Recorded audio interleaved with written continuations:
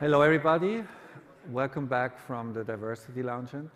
It's really great to see so many people here, and it's my pleasure to introduce today a remarkable young scientist and scientific leader and also good friend. My name is Ribeiro. I'm a PI at Champalimaud, and I'm going to introduce Asya Rolls. Professor Rolls is a professor at the Technion in Israel, and she has done seminal work at the interface of sleep, immunology, and neurogenesis early in her career, and continued with this theme of brain-body interactions when she started her lab at the Technion. And the work of Asya has really been an inspiration for me, and I think many people in the field, in the way that she actually tries to integrate very diverse topics which are classically seen as being outside of systems neuroscience, bringing in topics like immunology, for example. I think also it's generally, she does extremely original and daring work, and I think that has allowed her really to open the perspective of the community, both the neuroscience community and other communities outside of the neuroscience community, to new perspectives on what the brain can do. And I think most remarkable is really this work which asks to which extent does the brain receive other type of input than the classic sensory input, which we have been listening a lot about here, things like, for example, input from the immune system, and also to which extent are other outputs of the nervous system used to then shape other types of behaviors, which are not motor behaviors, but really bodily function, including immune system functions. I'm really happy that we have her here, and I think also I would like to thank the Cosyne community and the chairs, which over the last years have been expanding the classic kind of domain of what Cosyne discusses normally to include a broader perspective of neuroscience, which then also really has been making it more relevant and also more enriching for everybody. So, without further ado, I'm introducing Asya Rolls.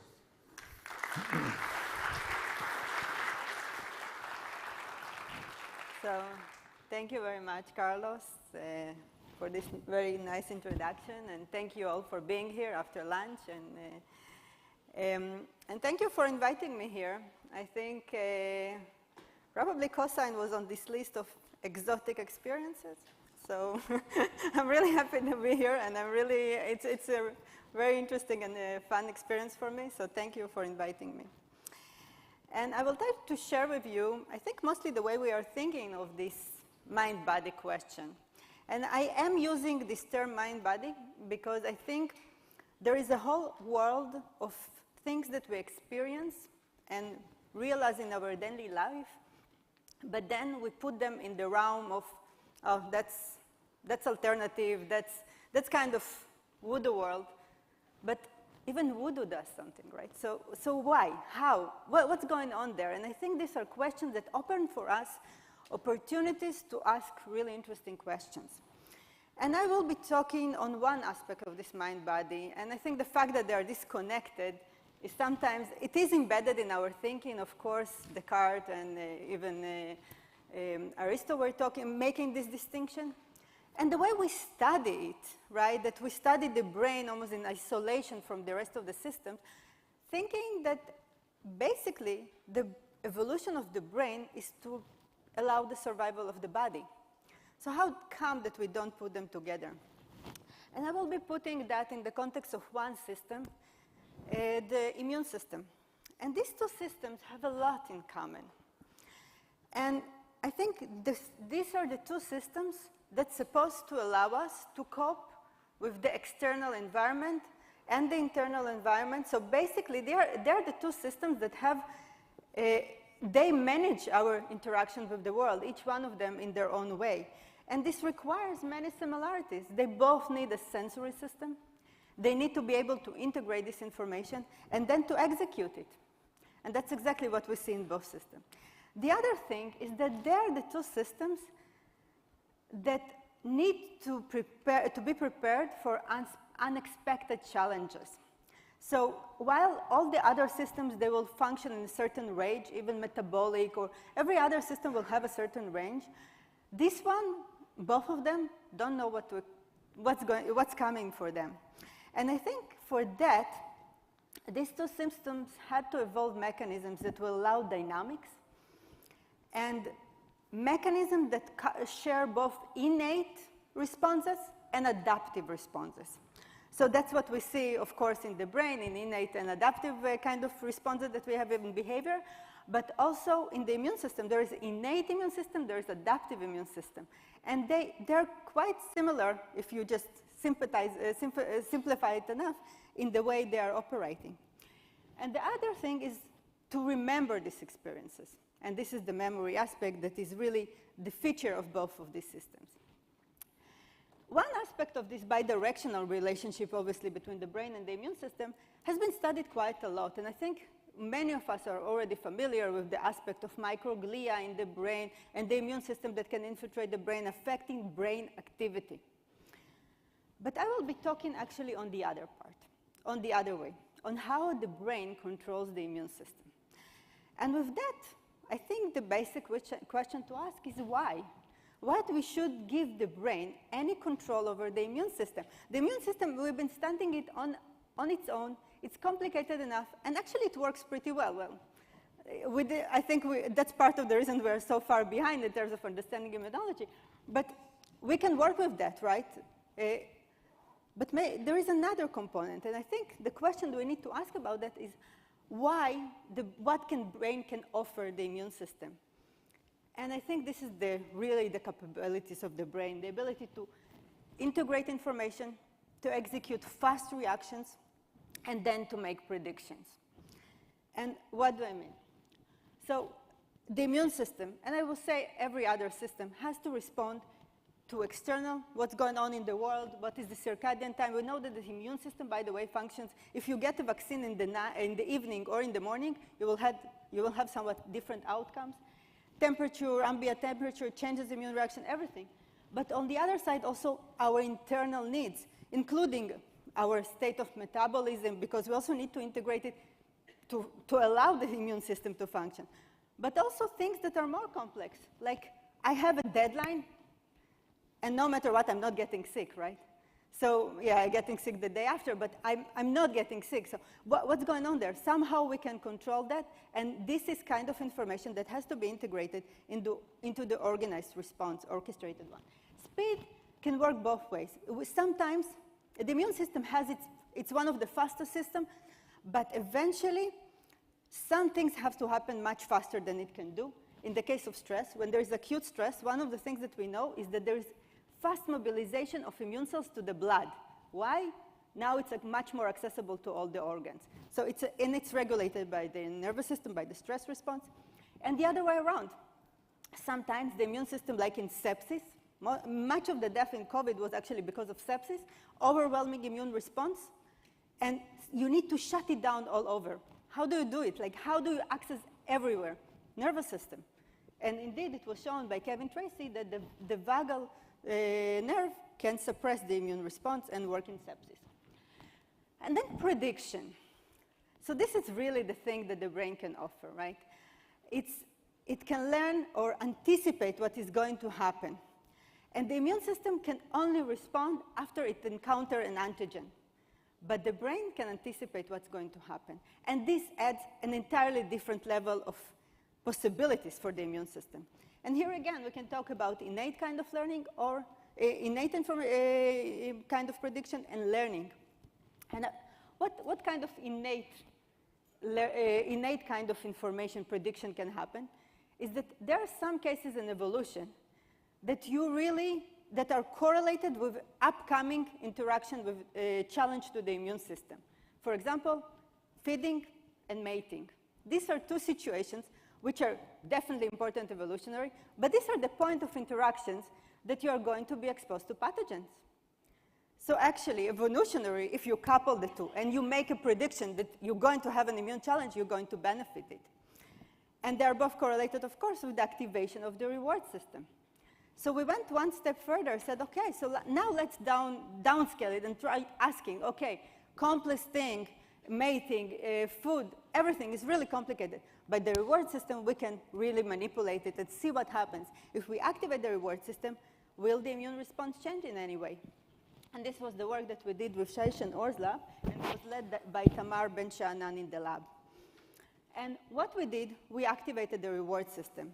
And we activated the reward system with dreads, which we directly injected to the VTA, in a TH mice, so it's dopaminergic neurons that we are targeting there. You can see there that we can visualize there. As a control, we have mice that don't express the dread, so they're controlling for the surgery, which is critical in our case, virus and CNO injection. And then we are going to manipulate the reward system. And we're going to look what happened in the reward system. And because we had no idea where to look for, we used these new technologies that emerge in the field of immunology, which is cyto. It's mass cytometry. We can look in the immune system now in bird's eye view. And what we found was this cell, myeloid cells, seem to be changing. And what myeloid cells can do? Myeloid cells are phagocytic cells. So basically, they will phagocyte the bacteria wherever there is. So we challenged them with that. We activated the reward system of the mice, extracted the monocytes from their blood, and gave them something to eat, bacteria. And then we plated the media that remained from this bacteria on these Petri dishes. And this is in control. And after VTA activation, you can see that they are much less. So they are just much more potent in killing the bacteria. And if we take it one step further, okay, so prediction, if it was good, I'm going to do it again. So I should form a stronger immune memory to this pathogen, right? So we did that directly. We activated the reward system of mice, exposed them to E. coli. That's it. So now they need to form a memory. If it's stronger, we're going to see that in the second exposure that we are going to measure by swelling in the hand. And you can see it here. The size of the swollen area in control mice and in the VTA-activated mice is 4 times higher. So the immune memory that is formed is much stronger. And recently, there was this work that actually, I think last month it came out, and they took it one step further, and they showed that it's the phasic firing of the dopaminergic neurons that triggers these responses. So they tried to dissect this whole thing, and they took it to a really cool thing. They took it to the evolutionary context. And they showed that mice in mating, they have elevation of cytokines, certain cytokines which are critical to modulate the immune system. But if they inhibit the VTA, they don't get this increase. So even this immune activation that is related to mating is dependent on the activation of the reward system. I'll just give you another aspect of that very briefly on what else it can do. And there are studies showing that there is also aspect of, in cancer, for example, the immune system is obviously very important there. And this was the work of, again, of Tamar Ben-Sha'anan, together with Maya Schiller, and Dr. Faid Hakim, who is the head of the Nazareth Medical Hospital. So what we did, we repeated the same paradigm. We're activating the reward system of mice for 2 weeks, during which there is a tumor growing. So we inject them with Lewis lung carcinoma, B16 melanoma. These are models of different tumors.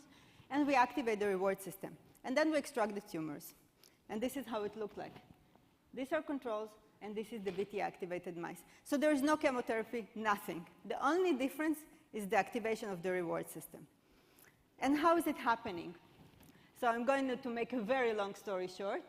What we found is that the brain sends messages to the bone marrow. And believe me, it took us almost 2 years to find out that it's in the bone marrow.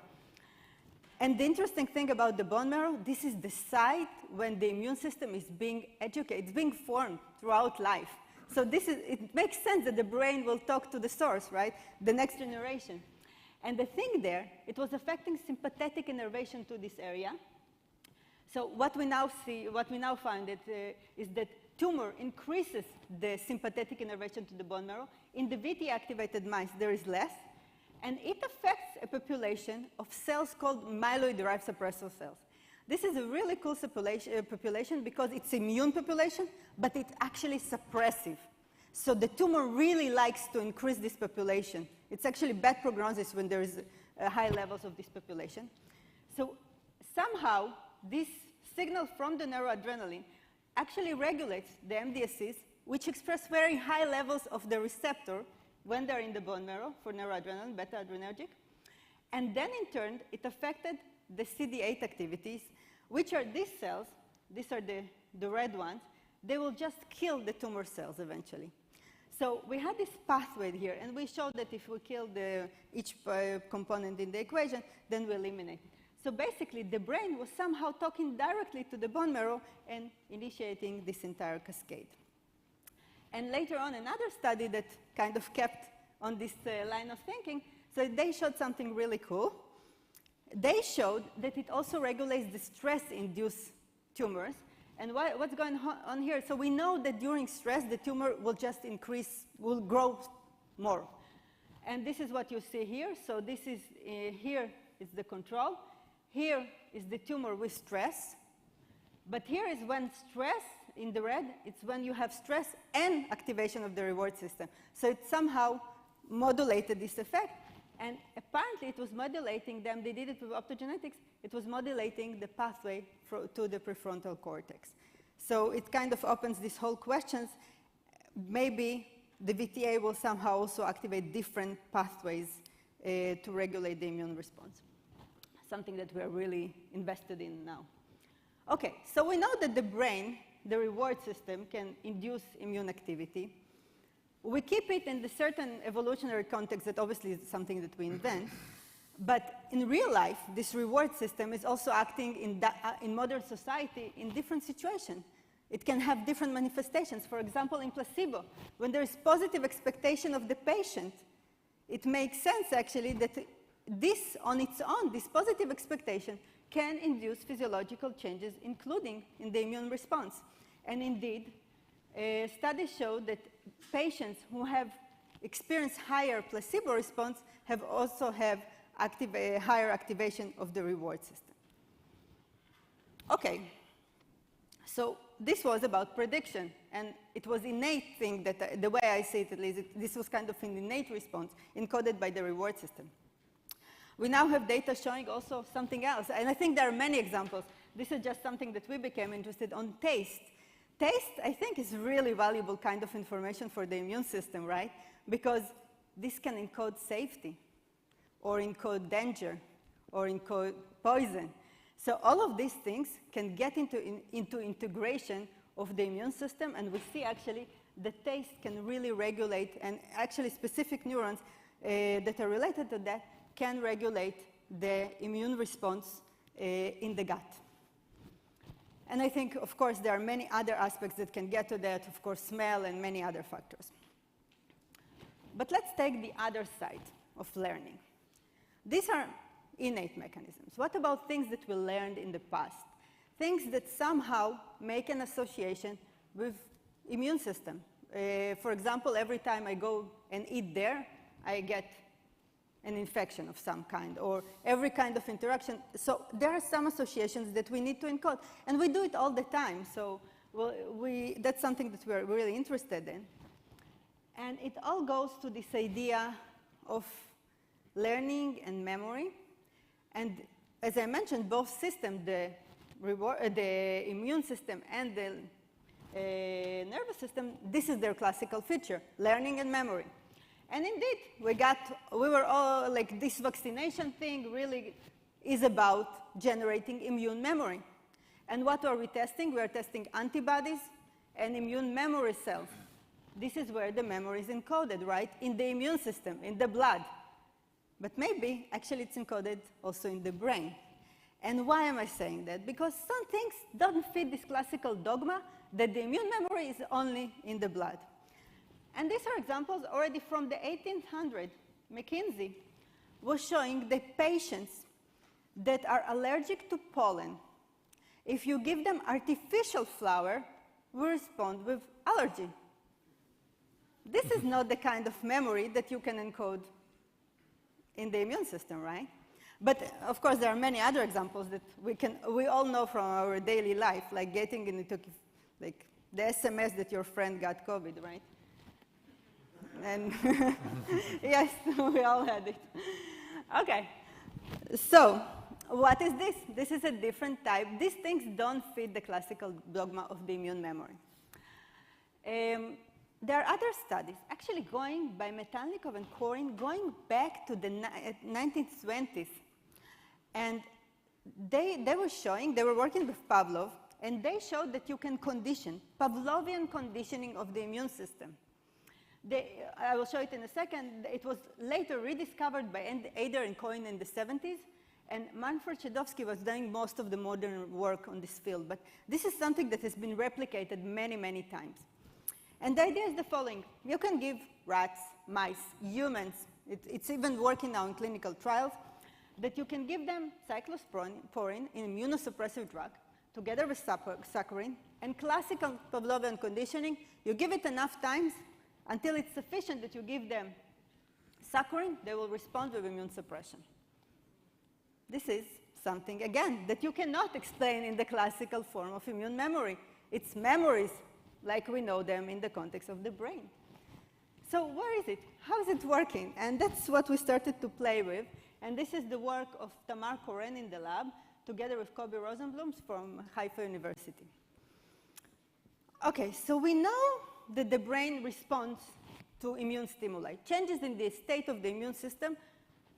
This is a meta-analysis of, I think, over 30 studies showing that different changes in the immune system will be reflected in changes in the brain. Okay, so the question is just what challenge are we going to choose? And we decided to go for a challenge in the gut. And the rationale for that, because it is highly immune site, it's very active immune site, and also very active nervous site. Probably more neurons than anywhere else outside the brain. And the challenge that we chose was DSS-induced colitis. And this is a model of Crohn's to some extent, and the idea is the following. We give mice DSS in their drinking water. This causes damage to the epithelial layer in the colon, and then the ensuing inflammatory response will manifest all the clinical symptoms. So there is a weight loss, there is loss of these beautiful crypts in the colon, so they are distracted, and there is also a typical immune response. There's also shortening of the colon, which is an outcome of that. Okay, so this is the challenge that we are going to look for, and we are looking for the response in the brain. And to look for the response in the brain, we use trap mice. You're all familiar with that, and the idea is that neurons that are active, and in our case it's CFOS dependence, if there is trap in the system, they will express Cre. So, if there is tamoxifen in the system. So we get them tamoxifen during the immune challenge, the DSS drinking, when they are getting the inflammation. And then these neurons that were active in this inflammation are now labeled with Cre, and we are going to visualize them by crossing them to reporter. So when we do that, we can visualize different areas in the brain. I don't think you can see it pretty well, but many different brain areas are expressing trap differentially. And these are, of course, there are some areas in the hypothalamus, different areas which are sensory areas. And I think the most interesting for us was the insular cortex. Okay, so we decided to focus on the insular cortex. To be honest, we knew we were going to focus on the insular cortex for several reasons. Because the insula is fascinating in the sense that this is a site of interoception. And when you're creating an image of what is, how am I, it doesn't make sense that you leave out information by the system that actually evaluates how you are, the immune system. So it made sense that immune information will be part of this interoceptive image. The other thing is that anatomically, it is known to receive inputs from peripheral organs, including immune organs. And also, functionally, Manfred Szydłowski showed that if he lesions the insula, he disrupts the immune conditioning. So it made sense to go there. Okay, so yeah, is immune activity reflected in the insula? Yes, we saw it before. There are more neurons that are active in the insula in the peak of the inflammation. But is it meaningful in any ways for immune regulation? So what we did now, we injected, again, these are the trap mice, but now instead of injecting just the fluorescent reporter, we are expressing Cre dreads in these mice. And now we will be able to reactivate these same ensembles. And that's what we did. So this is just the paradigm. We are injecting them with the AAV to express the dreads, wait for 3 weeks for the recovery. Then we give them DSS, and tamoxifen is given here in the peak of the inflammation. And then we let them recover from the disease entirely, 4 weeks, no signs of colitis. And then we give them CNO for 4 days and evaluate the state of the immune system. And this is how it looks like. What you see here, there are slices from the colon. These are controls, and these are the GQ. And the red dots are immune cells. So what you are seeing here is colitis. We compared it to the original disease. It's actually, we see the same kind of immune populations that we see during the DSS-induced colitis. Okay, and it was just induced because we activated the brain. Okay, so it seems to be meaningful. Yes, there is something in this information. But the control, in this case, I didn't mention that, the control is control virus. So I have GQ and control. So basically, it's like activating the reward system, activating the insula and not activating it. So maybe there's just innate kind of information encoded there. So what we did now, we now had 3 groups of mice, all of them expressing GQ. The difference is when we are going to label them, when we are going to give tamoxifen, either before the inflammation, in the peak of the inflammation, or after it's already in the end of the inflammation. And all of them are going to go through DSS, so everything else is the same. So we have 3 groups, and when we now look at the immune system, you can see that we see the inflammation in the colon only in the mice that we captured the image in the peak of the inflammation. Okay, so it seems to be meaningful and relevant, but again, as you remember, there were more neurons labeled in the peak of the inflammation. So maybe it's just a matter of how many neurons I'm activating. I'm just activating more neurons in the peak of the inflammation. So maybe it's just, again, an innate response in the insula. So what we did now we injected the mice with dreads in Cree-independent manner. So basically, we're labeling twice the number of neurons than we did before. And even with this twice as intense activation compared to the peak of the DSS, nothing. These are the state of the immune system. There is no difference at all. So there is something unique there.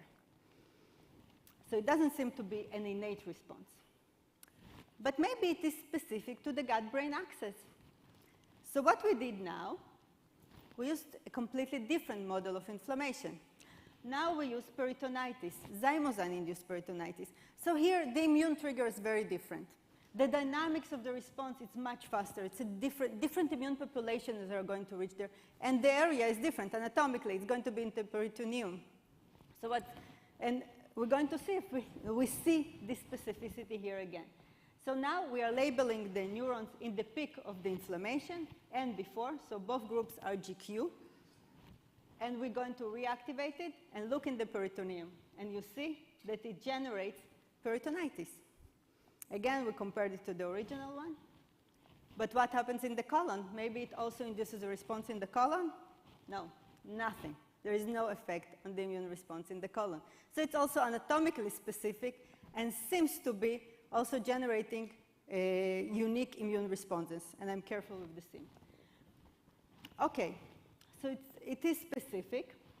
But how?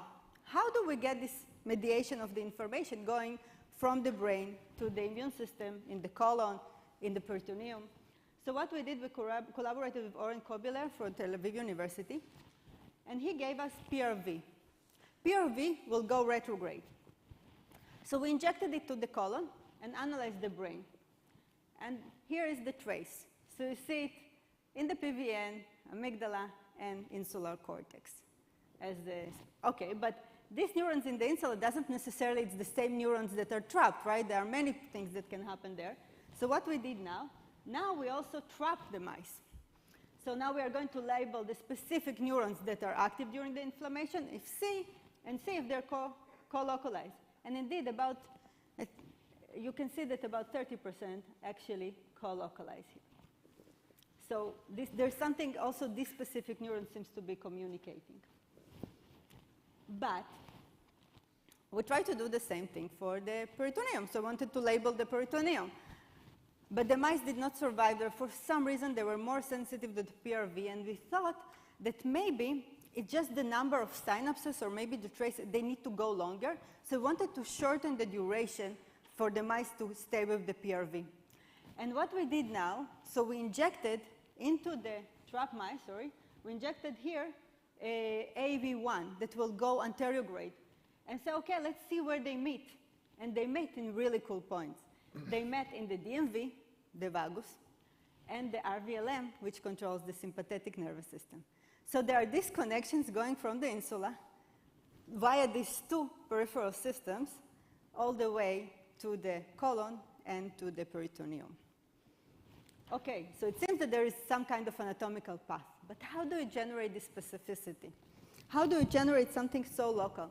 And bottom line, I have no idea. How do you do that? I can only give you one example of something that we see in our studies. One thing, we played with this idea. Actually, this whole thing started with a question by Peyrache, who asked me a really cool question. He said, okay, neurons talk in firing rates. What do immune cells hear? And it was a really cool question. And I still don't have the answer. I only have clues. But for that, we generated optogenetic manipulation of the sympathetic nervous system to try answer that. And we started focusing on this sympathetic nervous system. And the thing with that, when we usually measure sympathetic activity, we look on neuroadrenal levels in the blood, right? But this will be secreted from the adrenal gland. And this is a systemic response. But there are also direct sympathetic innervations to all the organs. This is a different system. It might be even regulated completely differently. So I wanted to see what happens with this system. How does that affect the immune response? Because this is the one that eventually reaches the organs. So we generated these optogenetic mice that are expressing channelrhodopsin under TH. And because it's all catecholinergic, I can tell you that we did the controls with all the other systems that can be expressing that. So I think I will be able to talk about them as sympathetic activation. And now I can activate these neurons. You can see here the ganglions, that these neurons are TH and channelrhodopsin. So I can activate them. And I'm going to shine light. And then to activate these neurons, and because we wanted to go to the colon, so what Maya did, she used like colonoscopy. So we just inserted the strip optic fiber to the colon, anesthetized mice. And then we wanted to see what happens to the immune response. And these are the colons. So as I mentioned, there is shortening of the colon during colitis. These mice were also fed with DSS, so to induce the disease. And you can see here, this is the control. You cannot see. Okay, this is the control. So this is the size of the colon. This is during disease. It shortens a lot. But with the optogenetic, it's not as intense. And you can also see it in the histology. Okay, so and also in terms of the immune system, we had less immune cells there. So we're really interested to see how does it happen? How come this local sympathetic activation changes the immune response in the colon? And the result was really surprising. And I don't know how we didn't think of that in the beginning. But actually, most of the innervation, the sympathetic innervation, is in the blood vessels. And what we found was very cool, well, to me, because these blood vessels, when the immune cells are going in the blood, they need to extravagate through the blood vessel walls, in order to get to the tissue. And it's a process that they have to be arrested on the blood vessel, and then through different molecules, adhesion molecules, they will be actually infiltrating the tissue. So what the sympathetic nervous system was doing is affecting a subpopulation, and there are different cytokines, different integrins that regulate it. It was affecting specifically the molecules that control this state, the more intense adhesion between the immune cell and the blood vessel. And you see it here, MATCAM1 and ICAM1. And what is interesting is how it was regulated. If we did it in vitro, we just took endothelial cells and treated them with noradrenaline, and we had to go to relatively high levels of noradrenaline to do that. And we measure that also in vivo. But what is interesting is that you need these high levels. And it actually makes sense, right? Because this gives another level of communication. With the systemic one, you need to stay in low levels of neuroadrenaline and send messages that way. But with the local one, you can reach local high concentration of neuroadrenaline. And actually, everyone who worked with neuroadrenaline in the peripheral non-neuronal cells knows that it has this bell-shaped response. So neuroadrenaline in the cells has these different levels. And I think once you need to deliver specific messages, you can use this concentration as another marker for regulating these processes. So I think there's another way, this is just one example, by local innervation that you can actually change the immune environment there. But of course, there is this big question of what is the clinical relevance of such phenomena, because if I'm showing here that by activating the reward system, I can actually boost the immune response or generate the disease. So maybe if I'm going to attenuate it, maybe I'm going to stop the disease. And what we did here, we used GI that we injected, again, to the insula, and we generated the DSS-induced colitis. And throughout this colitis, we treated them, we inhibited the insula, and you can see it here. It affected the colon shortening, so there was the colon length, the spleen weight, so there's less immune response, and also the number of immune cells that you can find in this site. So by regulating that, we could somehow also attenuate the disease. Okay, so I will try to summarize what I saw. And I was trying to reduce a lot of information. I could talk to you. We have now another thing, another projects also on the heart and stuff. I was really careful not to talk about these things. So I will try to put it in a different, more immune neuro context, even though I don't think it's limited there. I think it's all about many systems communicating. But I think what we saw so far is that immune-related information is stored in the brain, almost in mnemonic-like representations. And this calls for many, I think, things to be revisited. First, the concept of immune memory. I think the fact that immune memory is stored only in the immune system, I think this we can think that maybe it's not the case. The other thing is, what are these representations? And when I'm saying that there is this immune-related information, I think it can mean many things. Does it record information about the state of the immune system? Maybe it's recording the state of the immune response. Does it record different immune responses, anatomical information? Maybe we can generate some sort of immune homunculus in the brain. And if we do, what it will be comprised of? I think these are very kind of open opportunities to ask, open questions even to think about it. And when we're saying that the brain controls the immune system, eventually, we're talking about very localized reactions, right? And the brain needs to deliver messages to a system that is widespread. The immune system is all over. So with whom really the brain is communicating? Maybe it's not communicating with the immune system. I personally think that it should talk to the tissues and even more to the connective tissues. And this is something that we're playing a lot recently with. Who is the communication partner? And then we know that there is, I showed you all this evidence about anatomical connectivity that supports this functional potential of the system. But what we don't know is where do you get this precise control over the sympathetic nervous system? Where is it generated? And where is the information about how you're going to activate each part?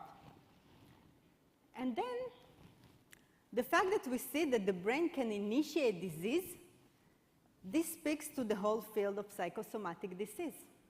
We know that in Crohn's disease, many of the cases are initiated by the flares come with a certain emotional episode. Psoriasis. Many cases, even of irritable bowel syndrome, things that you cannot really explain, and they are tightly correlated to an emotional experience that generates some kind of disease. And in fact, yes, the brain probably can generate a disease. And I think the biggest question is why? Why do we have this power? And even someone asked me, like, why should we waste so much place in the cortex on the immune system? And actually, I don't think how we cannot. Because if the essence is to prepare you so you can be able to fight or to cope with any challenge that is going to come, we record everything about the past, right? So we record how was the room, what was happening. It doesn't make sense that I will not record my physiological response because it works somehow. So I think this is even not less valuable information in terms of survival. And it has, I think, brings us back to the whole question of mind-body and the fact that we can start breaking these big concepts into brain-body concepts. And once we do that, once we start to identify areas in the brain, certain activities in the brain that can generate or control disease, we can start manipulating them. And there are many tools now, of course, like focused ultrasound. And we are personally involved with this project with Talma Handler, in which we are training people in fMRI-guided neurofeedback and to activate the reward system, and then we are giving them vaccination. And we are looking on the change in the immune response. And so this is just one example. I don't know if it's going to work, but it's really, I think, the idea that if we can try and ask that and see how it evolves into humans, then there is a whole potential of now manipulating the brain to control an entirely different field of possibilities, like all the health system. So with that, I would like to thank the people who were involved. I mentioned them along the way. I just want to highlight Hila Azulay Debbie, our lab manager, our collaborators, and funding. Thank you very much for listening, and I will be happy to answer your questions.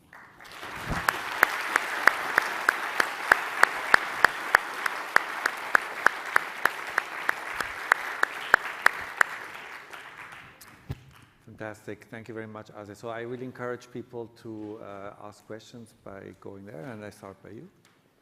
Yeah, that's amazing work. Thank you. Thank you. I've got two questions. First of all, in the first part of the talk, when you shrank tumors with TH activation and the CD8 system, why wasn't that system already kind of maxed out naturally? If the animal has a tumor, why wouldn't it use every resource to fight it? It's a great question. Like, I don't think we really utilize the potential, and I think this is exactly the case when stress comes into play, right? And then this holds our ability to, and this was exactly what the other study showed. And I think that there is a price. The tumor is also fighting, right? The tumor is really sophisticated in this sense. So for example, the messages that it sends to the bone marrow to generate these cells or to increase even sympathetic innervation there, this is a whole thing of why, how did that happen? But there are systems that the tumor is fighting back. And I think the other thing to remember is that eventually, most of the time, we don't have tumors. So somehow the system is working. And maybe what we see is exactly these extreme cases. That's interesting. So the second question, with the colitis trapping of the insular cortex cells, when you reactivated the insular cortex, did you get inflammation anywhere else? Or was there something specific about those cells for gut inflammation? So we looked for the obvious targets. We looked in the blood, in the spleen, in the peritoneum. We didn't see it. So it was very specific to the colon in our tools. The other way around also, when we did it in the colon, we couldn't, in the peritoneum, we didn't see any signal in the colon. That's how it seems that in terms of the immune response, there is some sort of anatomical encoding that is also involved there. How? I have no idea. Okay, given the strong lateralization in the queue, we go to the other side. Yeah, so you talked about the role of dopamine in regulating the immune system. How about the other neuromodulators? I'm thinking in particular of serotonin, which is very much associated with feelings of well-being, whether it's through Prozac, MDMA, and all the drugs. Are you guys looking into this? Yeah, we are looking into this. The results are, I have to say, are shocking to me, are very different. It's fascinating. The serotonin does a lot. The thing of serotonin is also expressed in the periphery. Actually, there is 95% of the serotonin is the periphery. So now what we're starting to, we started to play with serotonin and to try to make the distinction between the serotonin in the periphery and serotonin in the brain. And they do different things. It is known that serotonin affects the microglia in the brain. And now it's actually a really big direction that we are taking, because we think that serotonin actually controls the interactions between, like the gateway between the brain and the immune system. And this is like a whole other story that we're working on. Yes, definitely, serotonin is there. Okay, we take 2 more questions on this side and then we switch back. Hi, thank you for your talk.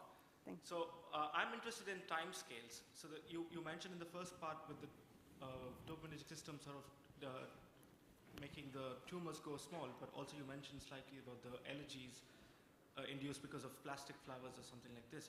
So these are 2 different timescales. So my question is, you pose a question with whom is the brain talking? I'm somewhat curious about what is the brain talking? Is it spikes? Is it synaptic weights? Or That's a good question. I still owe Omri an answer. How does it do it? I have no idea. I think the timescales, I think they are much better than, like, what I did, I went on the safe side.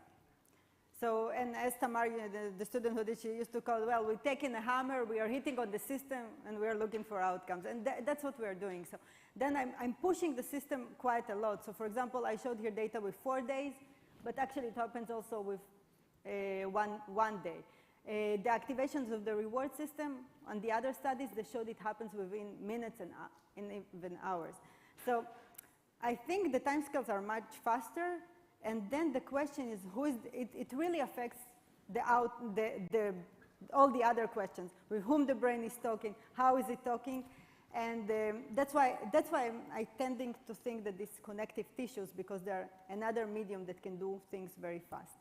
But thank you. I don't have a real answer. So 1 more here and then we go to the other side. Yeah. Maybe a related question to the previous one. What is the requirement for temporal precision for the immune conditioned response, and is there some understanding of how that's implemented?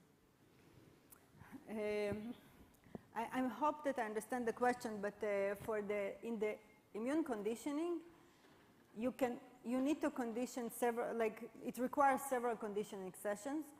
Although there are some studies that showing that even one association, and okay, maybe we can even take it to another example that you're all familiar with, taste aversion.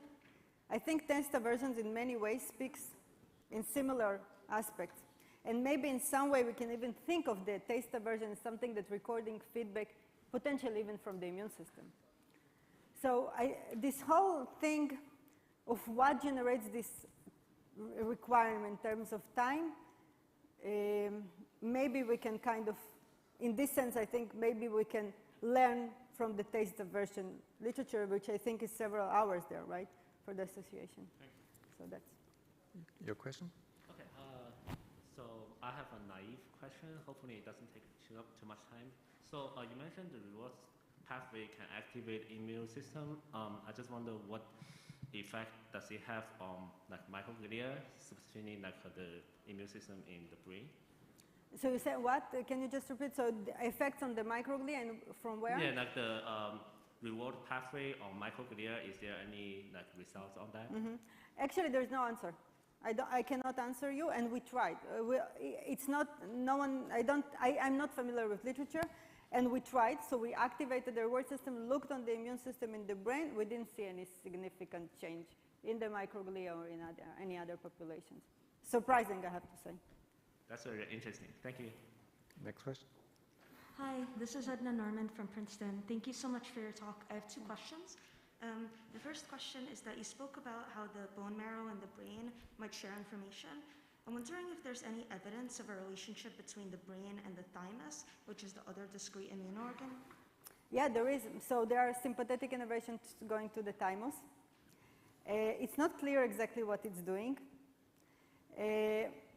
There's some evidence. Actually, I think I have some preliminary data that we did stimulation, optogenetic stimulation to the thymus.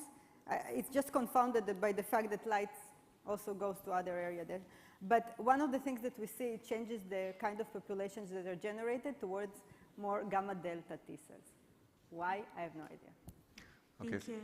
so we're running out of time, and so I'm going to take the as a chair, maybe ask one last question.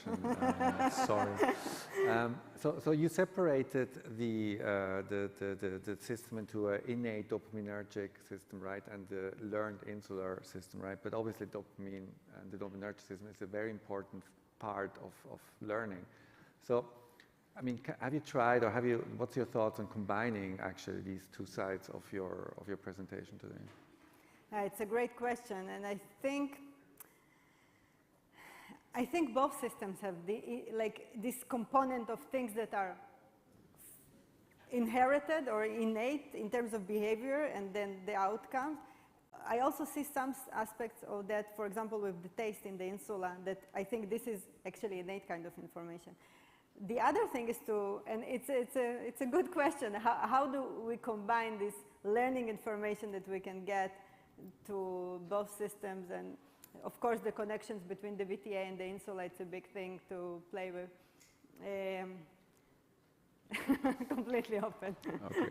So Asya is going to be available obviously throughout the meeting for further questions, and let's thank her for a really inspiring talk.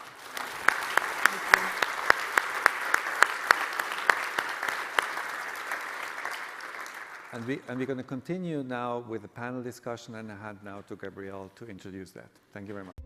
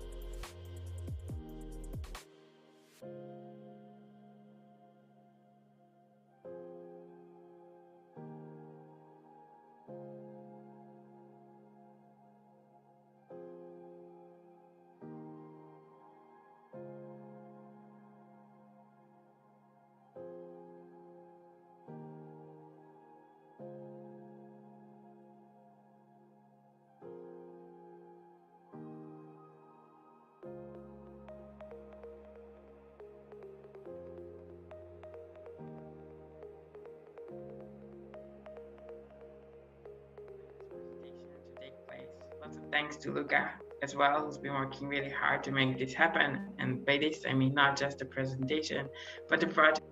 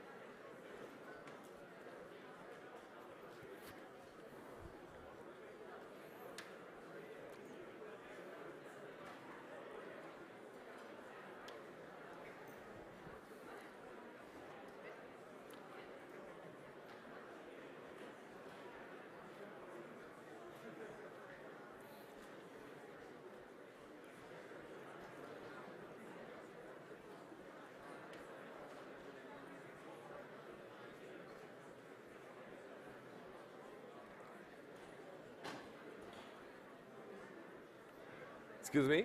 Oh, it works. Good afternoon, everyone. Please take a seat. Welcome. That's weird. Welcome in the last session of the day, which has a pretty cool title, Navigating Space and Time. I hope you're having a great time in the conference and in Lisbon, as much as I do. And for our first speaker today, I'm really excited to introduce Anne Hermundstad, our invited speaker. She's a group leader at Janelia. And before that, she graduated in physics and then joined the group of Jean Carlson at UC Santa Barbara, where she worked on the relationship between structural connectivity and neuronal correlation patterns in the human brain. And she published fantastic, very interesting work on these questions. Then she moved to UPenn, where she worked with Vijay Balasubramanian. And she explored adaptive strategies in neural coding in sensory coding, and also beautiful work she published there. And since she joined Janelia Farms in 2016, right? She developed a research program around the same questions, adaptive strategy in neural coding, and how it guides flexible behavior. She has already published several studies with her own team, as well as fantastic collaboration with the team of Vivek Jayaraman, who is somewhere here. Very exciting work. So I'm really excited to have you here. Looking forward to hearing about your last research. And the stage is yours.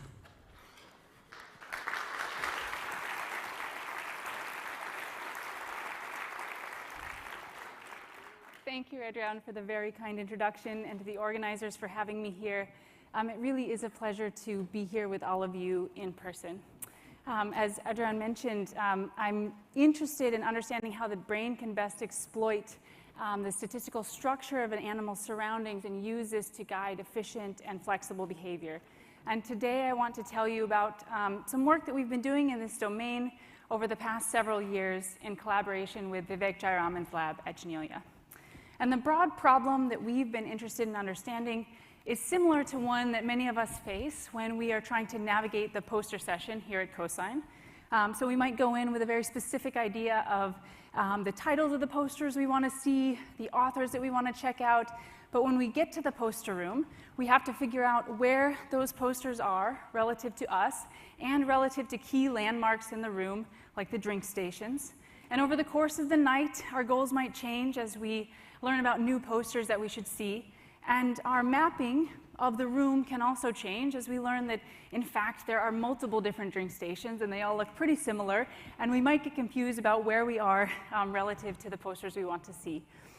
So navigating in a scenario like this requires that we quickly learn where we think we are relative to our surroundings, where we want to go in those surroundings, so that we can get from one place to the other.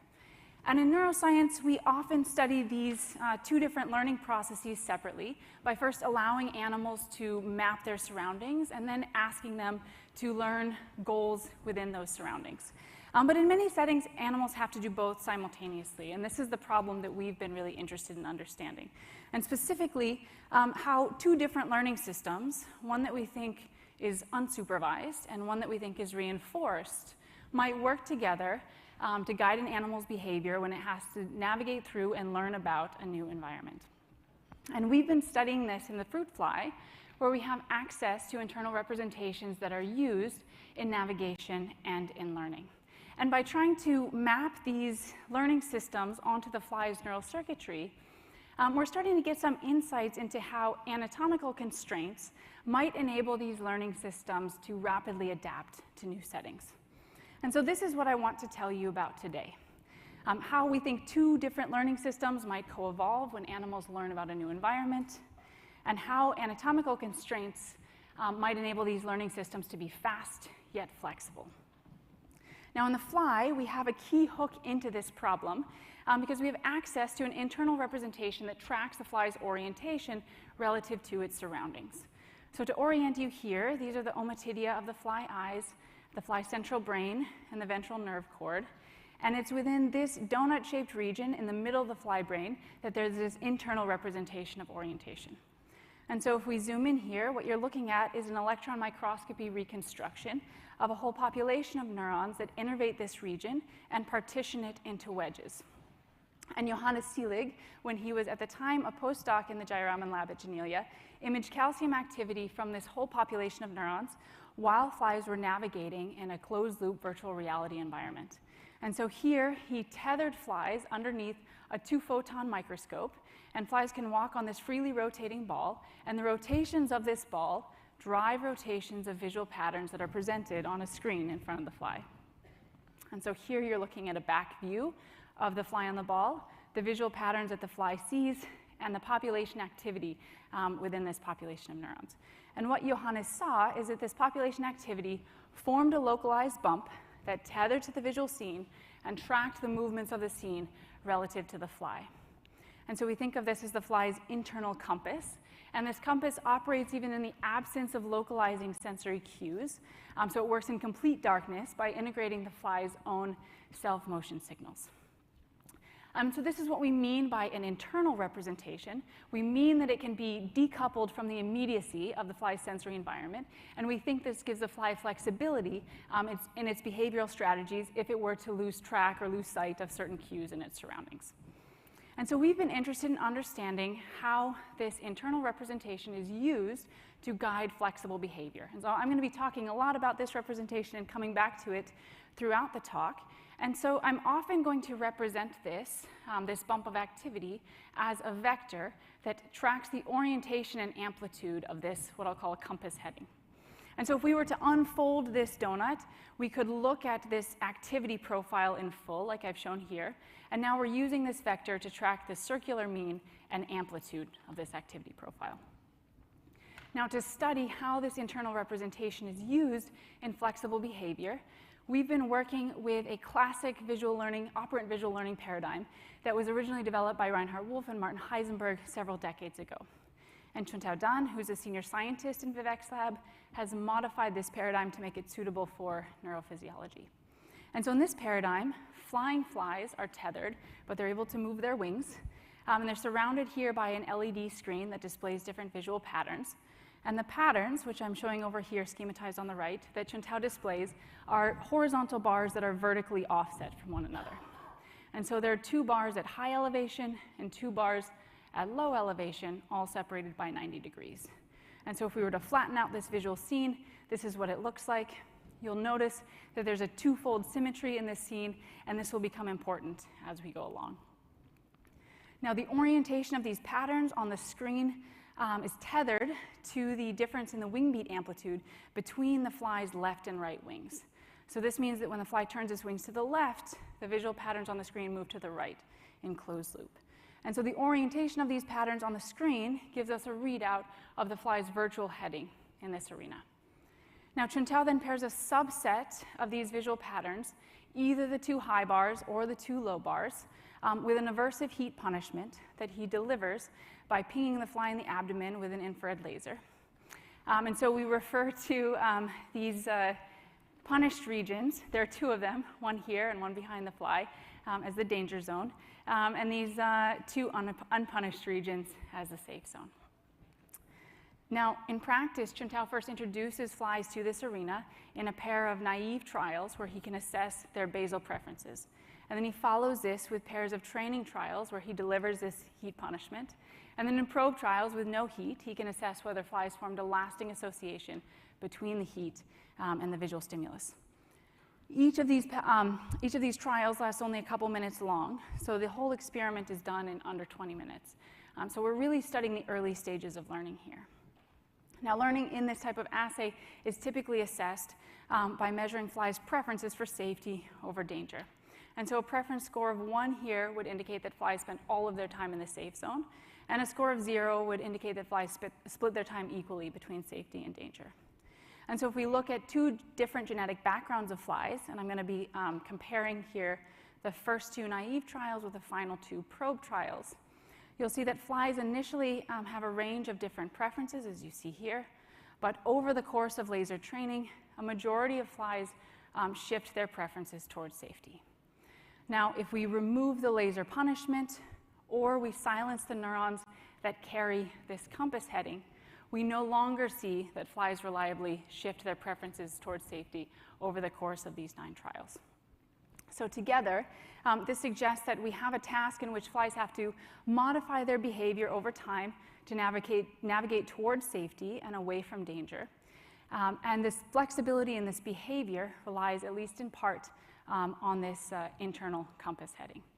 And so now we'd like to use this paradigm to understand how flies map their sensory surroundings, how they learn about good and bad regions within those surroundings, and how they use this to guide their behavior.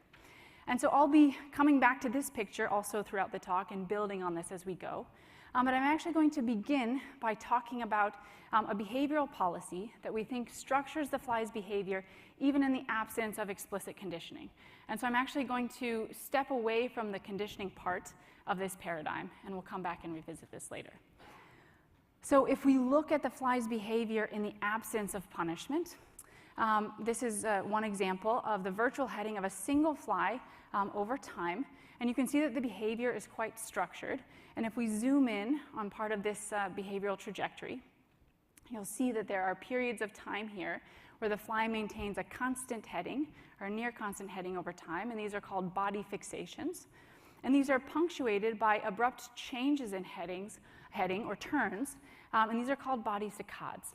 And fixations and saccades have been observed previously in both free and in tethered flight. And so we can study how the properties of these 2 behavioral modes vary across different flies. And so if we look, I'll be focusing here on 2 properties, the duration of these fixations and the directionality of these saccades. And so if we look at the distribution of fixation durations and how that distribution changes across flies, we see that it can be well described. It can be generated by a drift diffusion process with an adaptable drift rate. And so you should think of this drift rate as controlling the average duration of fixations. So the higher the drift rate here, the shorter the fixations are on average. If we look at the distribution of saccade sizes, we see that those are well described by 2 log normal distributions that describe clockwise and counterclockwise saccades, but with an adaptive turn bias that weights the probability that flies will turn in one direction versus another. And so we think of this drift rate and this turn bias as 2 adaptive parameters that the fly can control to vary whole distributions of movements, as we're showing here. And so then we can ask, how should these control parameters be optimally tuned as a function of the fly's heading in this environment? And so to address this question, we're going to optimize these parameters to maintain a fixed goal heading over time, as flies are known to do. Now, I'll just point out here that we think of these control parameters as being internal parameters that are tethered to the fly's internal compass heading, but that they express themselves at the level of the fly's behavior, which we can measure as a function of the fly's virtual heading. And so we'll have these 2 different views of this behavioral policy. Okay, so if we optimize these control parameters, and we do that using a simple reinforcement learning algorithm to maintain this goal heading, what we find is simple and intuitive. We find that flies should fixate longer when they're at the goal heading compared to when they're away from it, and this can be achieved by maintaining a low drift rate at this goal heading. And if flies are away from the goal heading, we find that they should direct their turns back toward it, so turning clockwise when the goal heading is on the right, and counterclockwise when the goal heading is on the left.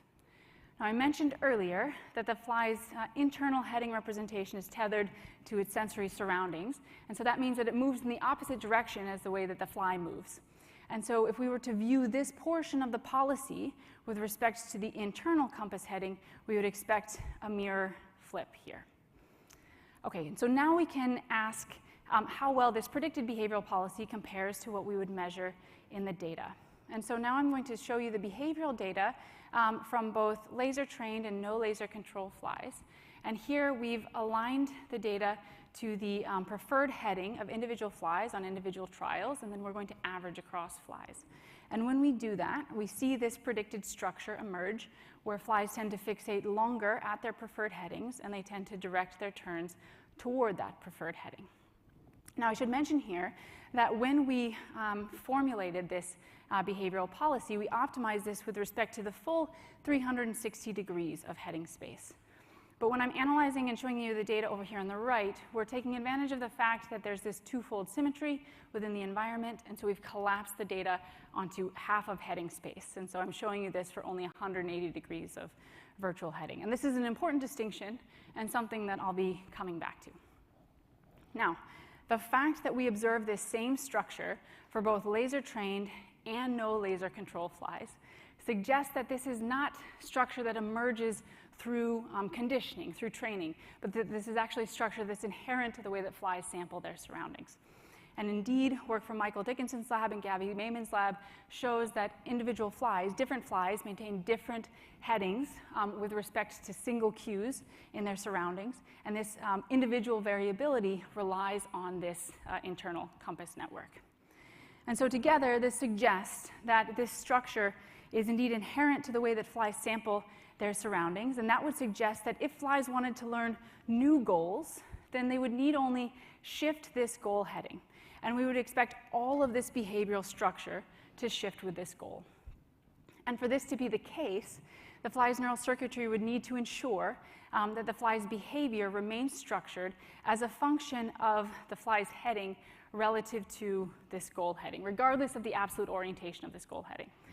And if this were the case, if we had such circuits, then we could use them to drive controllers that control the fly's fixational and saccadic behavior. So one way that we could do that would be to use this turn bias to individually drive either the clockwise or the counterclockwise controller, and to use this drift rate to drive both controllers simultaneously. So this would control fixational or forward movements. And so together, this gives us the basic architecture of a behavioral policy that we might expect to see at an implementation level. So here's circuits whose output is structured as a function of the fly's current heading relative to a goal heading, and that differentially project to different downstream regions involved in controlling the fly's motor actions.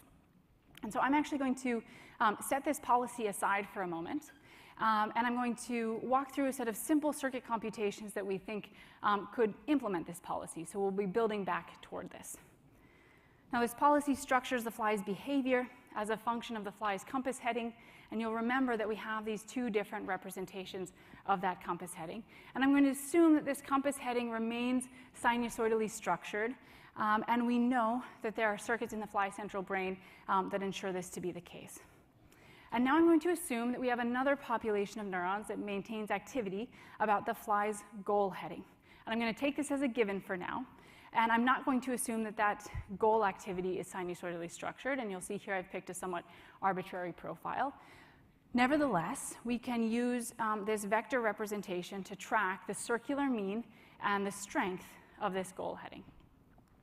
And now if we were to compute the net product of these two curves, and we're going to do that by pointwise multiplying them and summing the outputs, then that net product would be high whenever there's high overlap between these two curves, which I'm just shading here in gray. And now if we think of these two curves as providing input to another population of neurons, then we can compute the net output that we would expect from this multiplicative operation. And I'm marking that here by the height of this bar. And I'm aligning this bar at the orientation of the fly's current compass heading, so right above this white triangle here. And now if the compass heading were to shift, so here a bit to the right, we see that this overlap decreases a little bit, and we measure that in a drop in the height of this bar, as you can see. Okay, so I'm going to repeat this. I'm going to keep the goal heading fixed, and I'm going to shift the compass heading relative to the goal. And what we see is that this sweeps out a structured relationship at this output that depends on the angular distance between the heading and the goal. And this always peaks here at the goal heading. And this structure is preserved no matter what we do to this goal profile because of this multiplicative operation. So for example, if we shift the goal to the right or back to the left, this whole output profile tracks with it. If we change the strength of the goal profile, so we weaken it or we strengthen it, we see that this structure remains, but the dynamic range of this, this profile tracks the strength of the goal. Okay? So together, this tells us that this output is structured as a function of the fly's compass heading relative to the goal heading, which is one of the key things we wanted to be able to implement this policy. But in this policy, we wanted our output profiles to be shifted relative to the goal. And here I've shown you something that's always aligned with the goal. So to shift this profile, we're going to add in one additional ingredient. So to do that, I'm going to bring back in the compass heading. I'm going to slightly reorganize these curves. And now the ingredient that we're going to add in is a phase shift. So we're going to apply a phase shift to the compass heading. And you can think of that as rotating this arrow here. And that will shift this profile of activity relative to the original compass heading. And now we can repeat this calculation, and what we get out is an output profile that is shifted now relative to the goal. So if we apply a phase shift to the right, the output profile will shift now to the left. And the amount that it shifts depends on the amount of this phase shift. So if we now shift by only 90 degrees to the right, then this output profile shifts by 90 degrees to the left. And if we flip that, we apply a phase shift to the left, this output peaks to the right. Okay, so just to recap what we've done here, we've taken the compass heading, we've applied a phase shift, we've multiplied it by the goal profile, and we've summed the output. And that gives us this structured relationship. And we did the same thing in all three of these channels. The only thing that differs here is the amount of this phase shift. So if we now think of this as three different populations that could be used, neural populations that could be used to drive downstream controllers, then we now have the basic architecture of the policy that I sketched out for you earlier. And the really cool thing is that we think that there are specific populations of neurons in the fly central brain that carry out this particular combination of phase shifts and projection patterns that you would need to implement this policy. So to show you that, I'm just going to make a little bit of space here to show you the circuit on the right. Now you'll remember that this compass heading is maintained in this donut-shaped structure here. And we can now color the wedges of that donut according to the orientation or the phase of the compass heading. So here, pink would indicate that this compass heading profile is peaking within the pink wedge. And now we can anatomically follow this phase information to downstream regions that we think carry information about the fly's goals and intended future actions.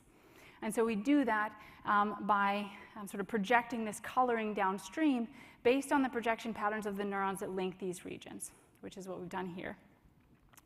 And now, if we were to try to implement this sort of center channel of our policy, we would want to see neurons that implement this 180-degree phase shift.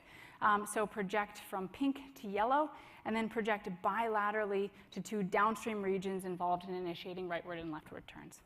And indeed, there is a population of neurons that implements this combination of phase shifts and projection patterns. And here is an example of one neuron in that population. You can see it projects from pink to yellow here, and then projects bilaterally to two premotor regions that are involved in initiating rightward and leftward turns. And here's an electron microscopy reconstruction of one of the neurons in that population. And if we were now to want to implement the two side channels of this policy here, we would expect to see two populations that implement a different phase shift and a different set of projection patterns. So here, phase shifting by plus or minus 90 degrees and projecting unilaterally to these controllers. And indeed, there are two different populations of neurons that implement these phase shifts and projection patterns. So projecting from pink to orange and purple, and then projecting unilaterally to these premotor areas. And here again is an electron microscopy reconstruction of two of the neurons in these populations. So together, we think that these three neural populations could structure the fly's behavior as a function of the fly's current compass heading relative to this goal heading. And now we think that information about this goal heading could be maintained in synapses onto these so-called columnar neurons, and that these synapses could be modified based on dopaminergic neurons that innervate whole layers of this structure. And so with this architecture, then, a very simple Hebbian-like plasticity rule could be used to modify these goal synapses based on whether the fly is orienting in a good or a bad direction. So in other words, the circuit could use this compass heading to weaken synapses at a particular orientation if the fly is being punished, or alternatively strengthen those same synapses at that same orientation if the fly is being rewarded. Okay, so stepping back, I've just told you about several populations of neurons that we think could structure the fly's behavior as a function of where the fly is relative to where it wants to go. And this policy will change the fly's actions over time and will drive this compass heading to change. And if there's additional reinforcement in the environment, then we think that the compass heading can be used to modify and update this goal heading. And so this goal heading will also be impacted by the specific actions that the fly takes. Now, up until now, we've assumed that this compass heading remains reliably tethered to the fly's sensory surroundings. But in a new setting, we think that this tethering is actually something that evolves over time and evolves in an unsupervised manner as the compass sort of maps the sensory environment. And so another way to think of this is that you can have a very strong goal, but if you don't have a particularly good map of the environment, you can easily get confused about where you are relative to that goal. Right? So I know which poster I want to see, but I don't know which drink station I'm at, so I don't know how best to get there. And we actually see this type of confusion emerge in the heading representation of individual flies orienting with respect to different complex visual scenes.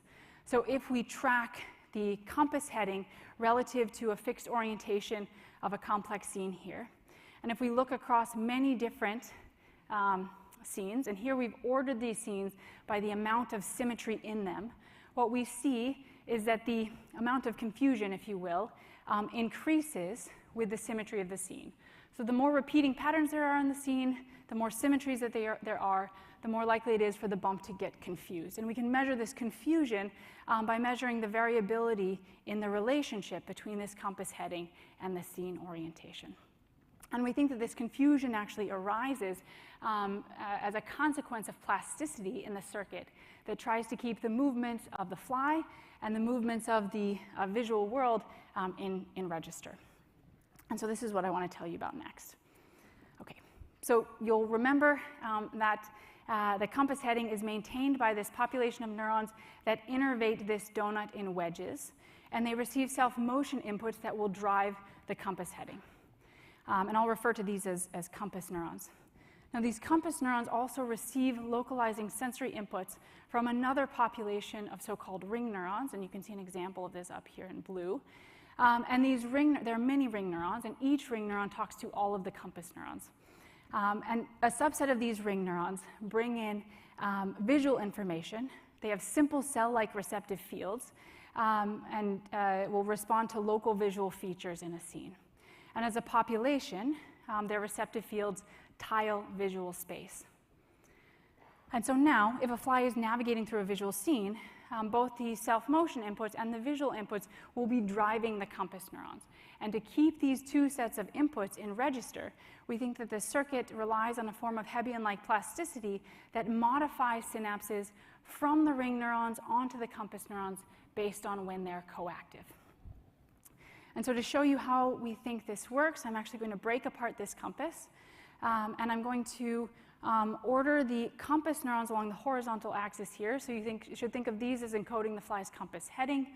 And I'm going to order the ring neurons along the vertical axis here. You should think about this as encoding the fly's virtual heading. And I mentioned that all of the ring neurons talk to all of the compass neurons, and those synapses are inhibitory.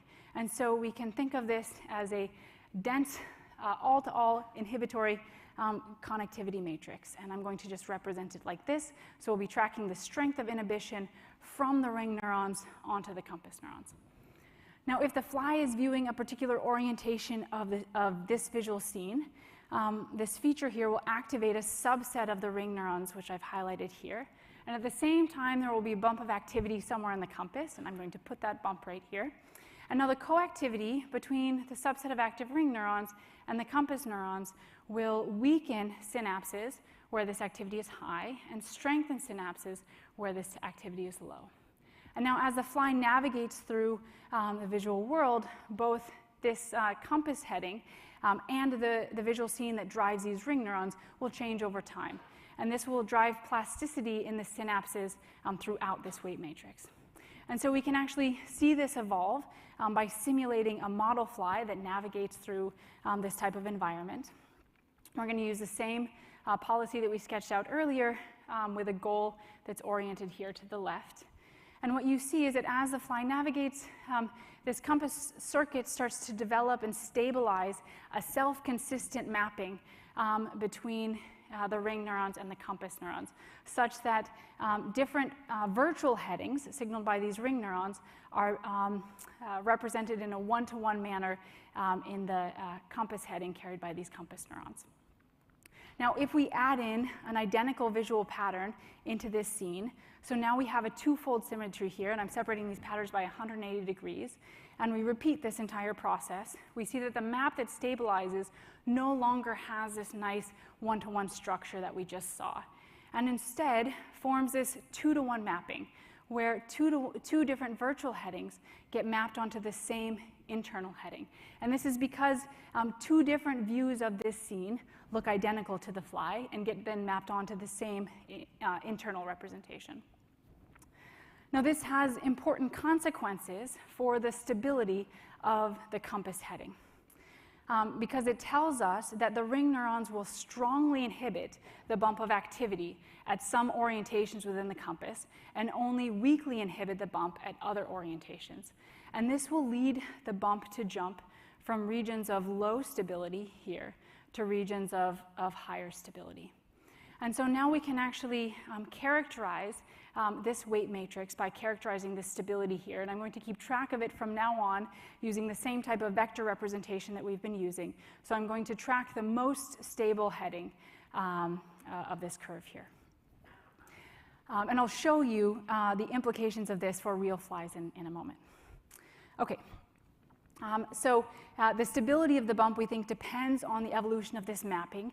And if it develops this 2-to-1 mapping, as we see here, this will lead to jumps in the heading representation. And we can see this if we look at the heading dynamics of real flies navigating with respect to symmetric visual scenes. So here what you're looking at is the orientation of the heading bump over time as a fly navigates through this particular twofold symmetric scene. And now there are two views of this visual scene that look identical to the fly, and I'm marking two of those views here in pink and orange.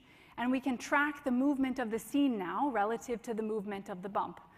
And so if I overlay the movement of these two orientations of the scene, what we see is that the heading bump follows one orientation of the scene for some time, and then jumps away and follows the other, and then jumps back again. So each of these points highlighted in green corresponds to a jump in the heading bump. And so the bump is essentially jumping between orientations that correspond to these two symmetric views of the visual scene. And this means that now if we look at the tuning of the compass neurons to different virtual headings, we see that half of the compass neurons represent all of virtual heading space, but they do so with these bimodal tuning curves. Now finally, this has important consequences for the fly's behavioral policy. Because as we were building up earlier in the talk, we think that the fly's behavior, its fixations and saccades, are tethered to this internal representation, and I've now told you that this representation can be unstable. And so now what we think happens is that because two different virtual headings are mapped onto the same internal heading, this means that a policy that reads off from that internal heading will map onto two different locations in virtual heading space. And so we would expect to see essentially a copying over of the behavioral policy at two different virtual headings because of this internal instability.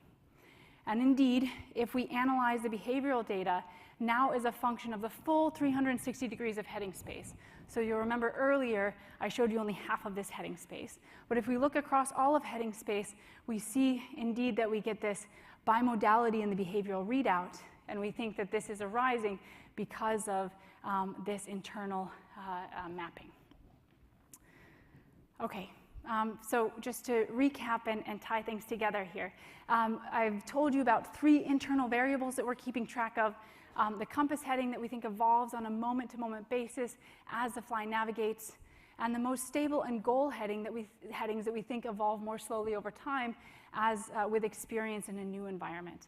And together, we think that these three variables interact to guide the fly's behavior over time. And up until now, I've told you about each of these two learning systems, the compass learning system and the goal learning system, individually. But in the task that I set up at the beginning of this talk, we think that both learning systems have to work together to enable the fly to map new surroundings and learn goals within those surroundings. And so you'll hopefully remember in that task, flies have to navigate with respect to this twofold symmetric scene, and the symmetry in that scene will impact this compass mapping. But you'll also remember that the punishment in that task was tethered to this same symmetry. And so this punishment will now impact how the goal heading develops over time.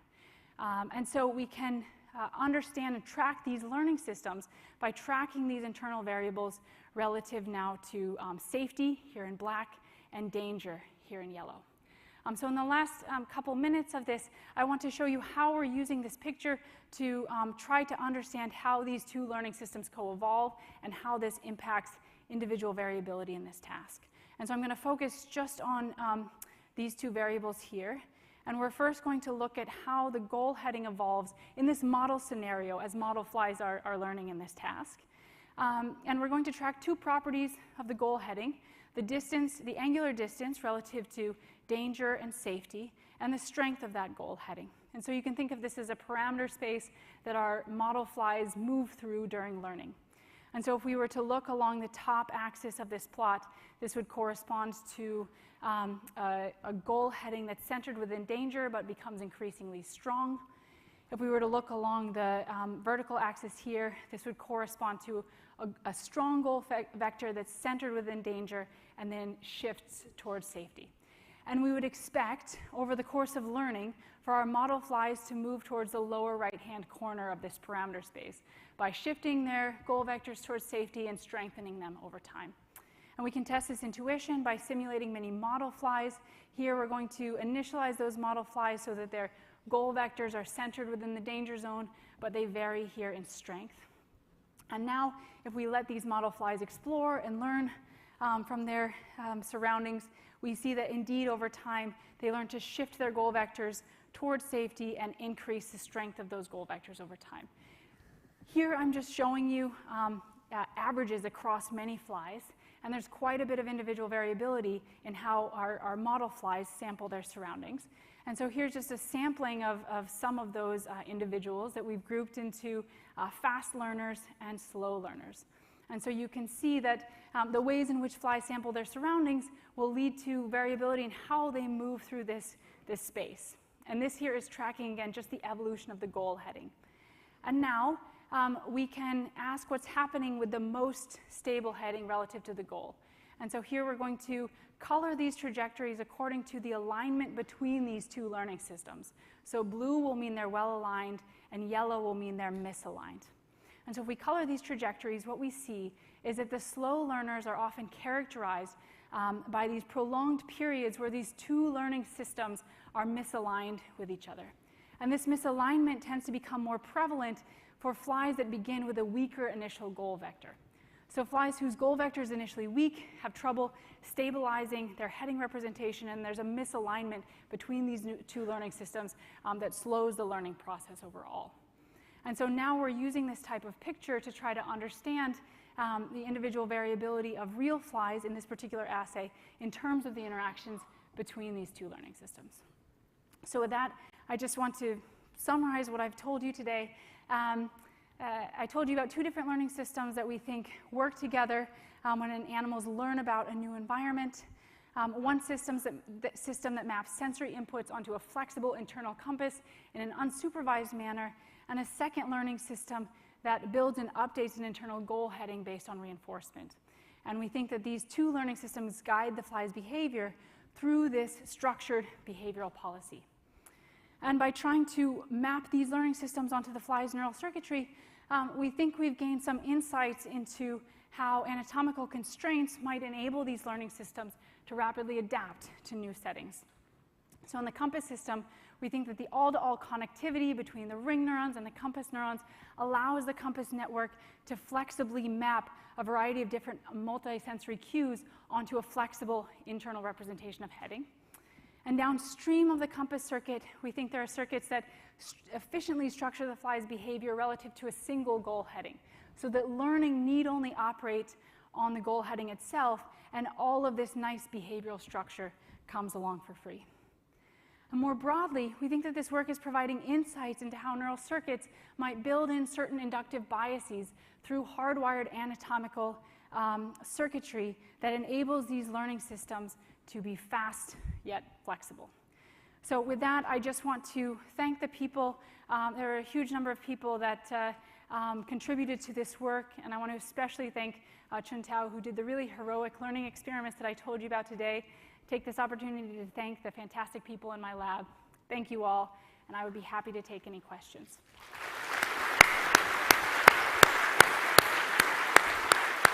Thank you. Thank you, Anne, for this wonderful talk. Any question, please? Yeah, that was a really wonderful talk. I was wondering if you've had a chance to look at what happens to the synaptic mapping between the environmental cues and the compass if they switch to a new environment. Do they rapidly forget what was there? Yes. So this is something that Sung-Soo Kim, who's the lead author on the plasticity study that I cited.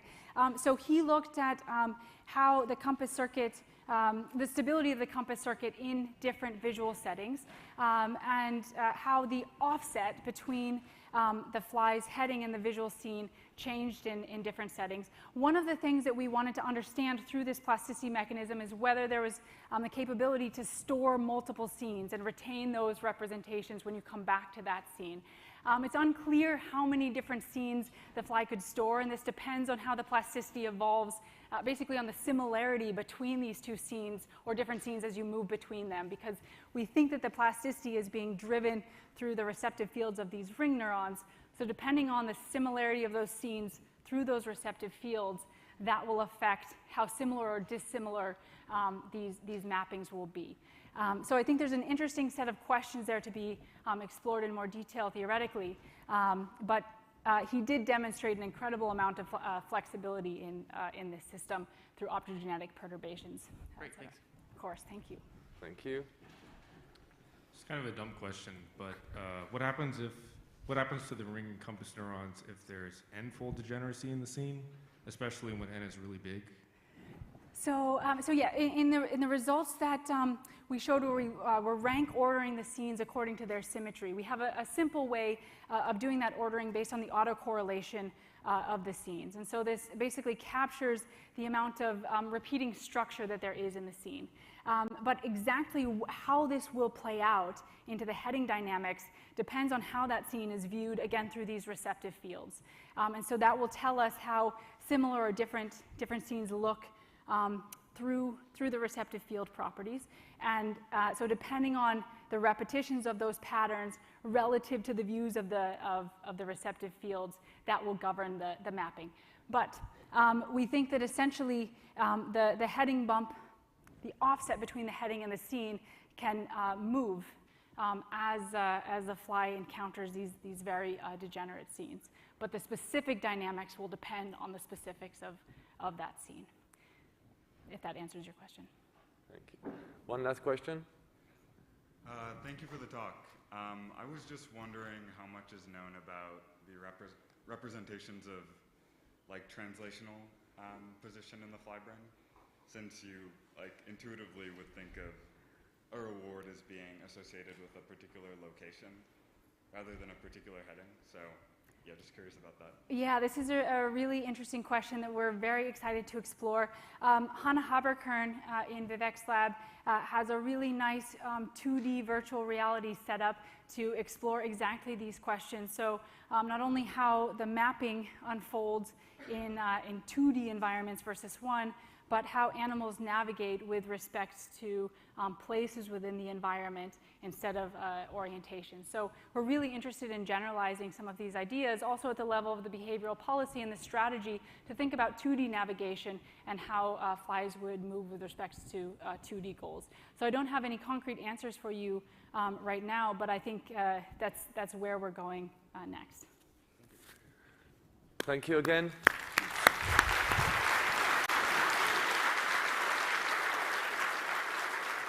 So now we're moving to our next talk. We'll have Anna Kutschireiter.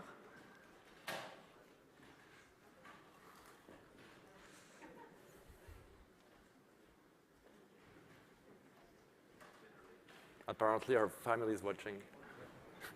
No. Who's watching? You don't tell me that your family was watching. Oh, yeah, my family is watching. So thank you, Hannah. And Hannah is going to talk to us today about the secret Bayesian life of ring attractor networks. Hello, everyone, and thanks for this amazing opportunity to present our work today. Today we're going to talk about ring attractor networks, and together we will uncover the secret Bayesian lives of these networks.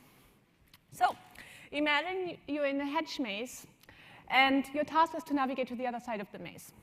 So you can track your current heading direction by simply summing up the turns you take, but as we probably all know from painful experience, this is not the most reliable source of information. So what you could do instead is you could rely on more direct cues. However, in order to assess how much weight you will give these reliable cues, such as the position of the sun, you will also have to need access to your uncertainty in your working memory. So in this very strategic use of uncertainties is a hallmark of Bayesian inference. Now, ring attractor networks are very famous and popular models that qualitatively capture the dynamics of, for instance, heading direction systems, ranging from fruit flies to mice. And these attractor networks, they keep track of the heading direction as a bump of neural activity. However, these networks are not equipped by design with a notion of uncertainty. And why would that be a problem? Well, we know from behavior, for instance, from navigation behavior, as well as from recent neural recordings, that uncertainty does play a role in working memory. So here we now asked whether we can keep a notion of uncertainty also in keep a notion of uncertainty and update this in ring attractor networks together with the estimate. In other words, we asked, can ring attractor networks perform Bayesian inference? And we're going to assess this question from two sides. One is on the side of the network motifs. We're going to determine the motifs that are needed to perform Bayesian integration in recurrent neural networks, and we will find that these motifs are prevalent in ring attractor networks. And then we will look a bit closer at the dynamic properties of ring attractor networks that make a ring attractor a Bayesian ring attractor. So let us start with the first question. How can a ring attractor network maintain and update estimate uncertainty? So for this, let me first illustrate that heading direction that the brain cannot assess directly gives rise to two very qualitatively different types of observations. On the one hand, you have the turning cues. This is you turning in the hedge maze, which is going to turn your estimate around, but at the same time decreases your certainty over time. On the other hand, you can also have access to absolute angular cues, such as the position of the sun, which are also equipped with a finite reliability. Think, for instance, that if you don't know the exact time of day. And the task of dynamic Bayesian inference is then to take these two types of observations and weigh them according to their respective reliabilities in order to form a belief or posterior probability distribution about the current heading direction, conditioned on all the observations you've experienced so far.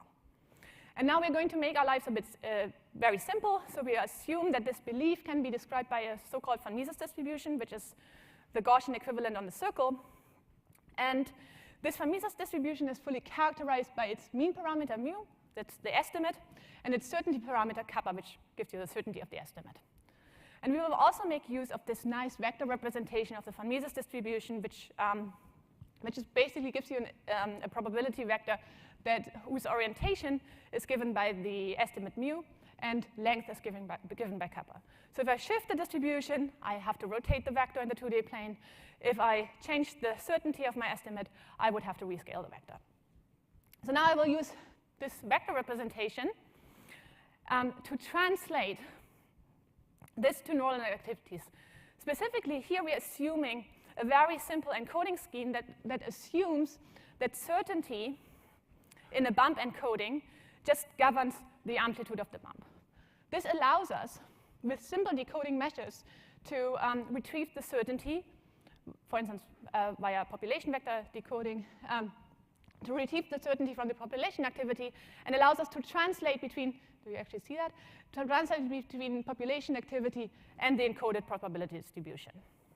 So in other words, this vector picture now is representative of both the probability distribution and the encoded, and the neural dynamics. So now I'm going to outline to you an ideal Bayesian observer model that was recently published, and I'm going to translate this into network motifs that can achieve this. So on the one hand, remember that we had turning cues available, which should result in a rotation of the estimate. Such a rotation on the level of the networks can be achieved by an angular velocity modulated odd recurrent connectivity. So on the other hand, we also know that when we are walking through the hedge maze, just relying on our rotation cues, that we become less certain over time, which would result in a contraction of the vector. On the level of the network, such a contraction can be achieved, for instance, by a recurrent broad inhibition, and as, for instance, the one that was recently suggested to underlie the ring attractor network in the Drosophila heading direction system. So on the other hand, we can also have absolute cues that allow us to recalibrate our internal compass.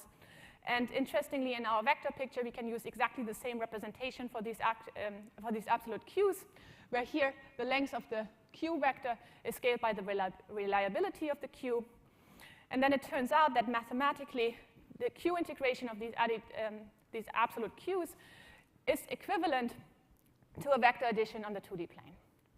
On the level of the network, this could be achieved, for instance, by a bump-shaped external input. So I would like to point out that all of these three motifs have been looked at in ring attractor networks in isolation for their respective function. However, we now look at these motifs as they work together. And they work together in order to implement Bayesian inference. And just to convince you that this actually works, so what I'm showing you here is a simulation of heading direction. And now we assume that our observer has access to different kinds of observations, namely turning observations and absolute cues. And in the center about has only access to turning cues. And our ideal observer is able to nicely follow the true heading. And on the other hand, the certainty, as well, in line with our intuition, decays in the center about. Now we looked at the network, so we build a network to actually match the dynamics of the ideal observer, and this is the network activities over time. And now we compute from it the bump position and the bump amplitude, and as you can see here, the bump position nicely follows the estimate of the ideal observer, and the bump amplitude nicely follows the certainty. So great, which takes me to my first take-home message for today. Common motifs in ring attractor networks can, when they're working together, implement a circular Kalman filter. Okay, now let's dig a bit deeper and try to find out what exactly makes these networks Bayesian. So what are the properties that underlie Bayesian ring attractor networks? Recall that in our network, certainty scales the bump amplitude. And as such, is a very important ingredient of the evidence integration process. So the amplitude dynamics is completely determined by the network parameters, but can qualitatively be described by just two dynamic parameters. One, when I take away the input, the network will reach an attractor state, which is characterized by a constant amplitude, but actually has infinitely many states. This is what is usually referred to as the memory. So on the other hand, we might also look at how fast this attractor state is reached, which we characterize by the so-called decay speed. Importantly, playing around with this decay speed allows us to play around with the influence that the amplitude dynamic has.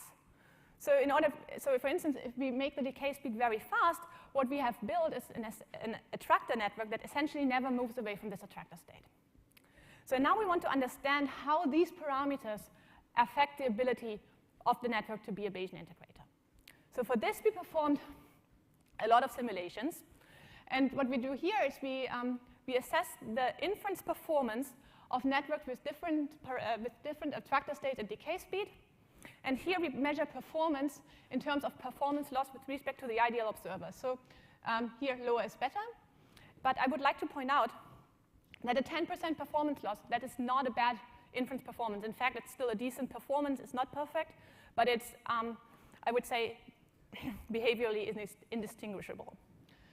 So, and of course, what I showed you earlier was a network that was tuned to be here in the sweet spot, so at the ideal parameter setting. However, what you hopefully also take away from that picture is that the range of decent Bayesian performance is actually quite high. So what this tells us is that in this network, the fine-tuning of the connectivities is not actually needed to be a Bayesian integrator. So second, we see also that in general, slow dynamics, so slow decay speed, achieves a higher inference performance than fast decay speeds. And just to push this to the extreme, we considered also a strict attractor, which has a very large decay speed and essentially never moves away from its attracting state. And we can see that this is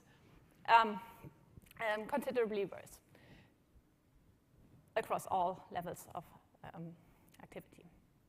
Okay, so which brings me to my second take-home message for today, namely that ring attractor networks do indeed have a secret Bayesian life if they're slow. So just to summarize the take-homes for today, is we first found that common motifs in ring attractor networks can, when working together, implement a circular Kalman filter. So here we had rotation, addition, and contraction. And second, we found that ring attractors do have a secret Bayesian life if they're slow. And with this, I would like to thank those people who have worked together on this work. So Drugowitsch and our experimental collaborators from the Wilson lab, Rachel Wilson and Melanie Basnak, who are currently working on testing some prediction from this theory. Also, if you like this work, the preprint is available, so take out your phones now. And there is a postdoc opening in the Drugowitsch lab, so if you want to work in exciting topics like this one, please do apply. I'm also looking at the ladies out there. Yeah, I'm looking. And with this, I would like to invite you to ask questions. Thank you.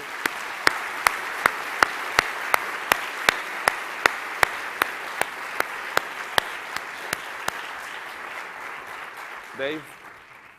Dave Reddish, Minnesota. Fascinating ideas. How do you handle the nonlinearities that are inherent in these ring attractors? So for example, your addition seems to imply that you're putting changes locally, whereas in fact, if you put an information component quite far from the bump, you'll actually see a very nonlinear jump in that decay. How does that mesh with your Bayesian story? Oh, that's a good question. I actually have a backup slide for you. Wait. Oh, no, oh, sorry, I'm spoilering. Sorry. Where's the backup slide? Ah, there it is. Okay. So assume that you have, that's what you meant, right? So let's say I have an input at the other side of the network. So interestingly, the circular Kalman filter makes predictions for that the certainty should be transiently reduced. And that is because if you do that, you can have a certainty that is reduced. This is captured by the theory of the circular Kalman filter, and this is exactly what you also would see in a network if you present a bump at the opposite side. So that is actually exact. No, I agree with that, and that fits with the, I mean, this is basically the Raleigh vector. Exactly, yeah. But what I mean is that actually the dynamics of putting in, if you put in an activity that is farther away than your recurrent connections, then it actually isn't just that it's uncertainty reduced, but that there's a very nonlinearity transient in the timing of that, which presumably from a Bayesian system, it shouldn't be, the Bayesian uncertainty shouldn't be nonlinear in that No, way. that's right. I agree with you, and this is not captured by our model. So our model is a very idealized network model that is built of these basic motifs that I showed you earlier, and it does not capture these nonlinearities. Thank you. Time for like 2 questions. Yeah, go ahead. Hi, Anna. Hi. Over here. Very nice talk. Thanks. So I guess I must have missed something really basic here, but I thought that in the absence of external inputs, you would want your magnitude to decay eventually towards zero, because your uncertainty just blows up and you have a uniform distribution over the circle. But your attractor network, at least the way you were drawing it, and maybe I was just misled by that, seems to always go back to a finite radius ring rather than to the origin in the absence of input. So, I'm just having a hard time reconciling these two things. No.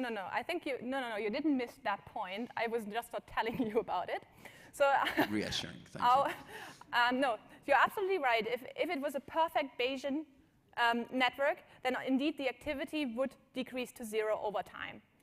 So what we did is we approximated the nonlinearities, in particular of the decay, by a quadratic nonlinearity, which is exact in the limit of high certainties, but becomes inexact in the limit of low certainties. However, it retrieves attractor dynamics, which we realized is it's actually not bad. So this is how the story actually came about. We realized that if you build in this attractor, you are actually it's still performing a nice Bayesian job, so to speak. Thank you. You're welcome. Thank you. That's very cool. I was wondering, does the attractor nature of that network mean you wouldn't be able to represent a bimodal belief distribution, like with two bumps that can only have one? And is there any evidence that flies can handle that kind of uncertainty, which can be hard for humans too? So no, it wouldn't. So because that is because we actually just consider the first. So to be a bit technical, we actually just consider the first Fourier mode, which is a single bump. But you could totally repeat that exercise for higher order Fourier modes in order to have multimodal distributions. It would just get more complicated. Thank you. All right, thank you again.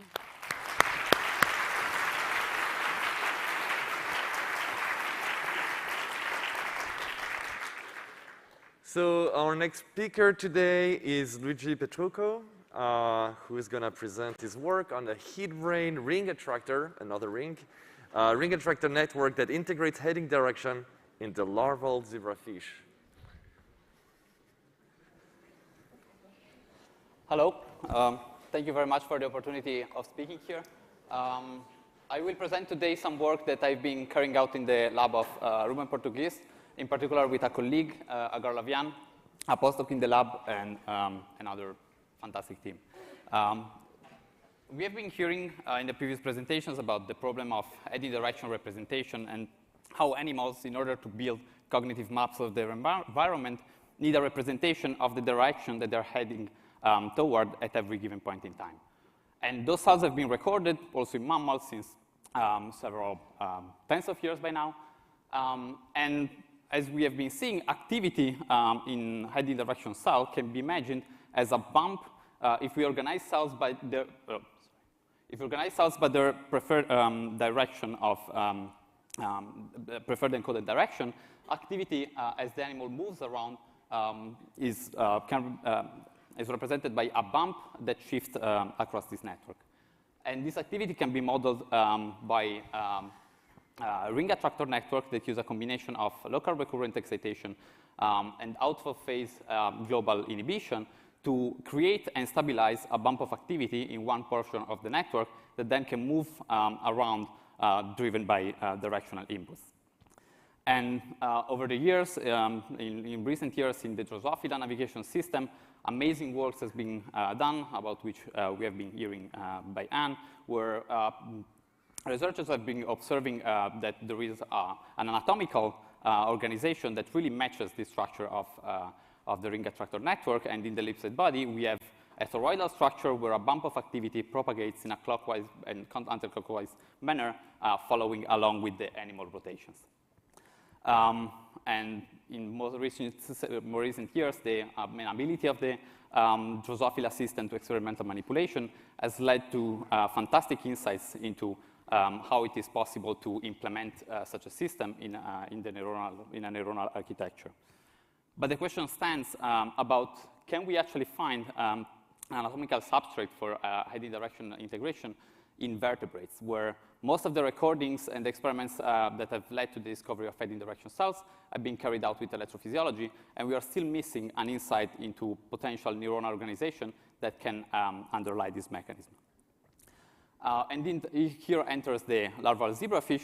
Probably many of you already know is a small vertebrate with small brains, most importantly optically accessible. It's very easy to perform microscopy experiments.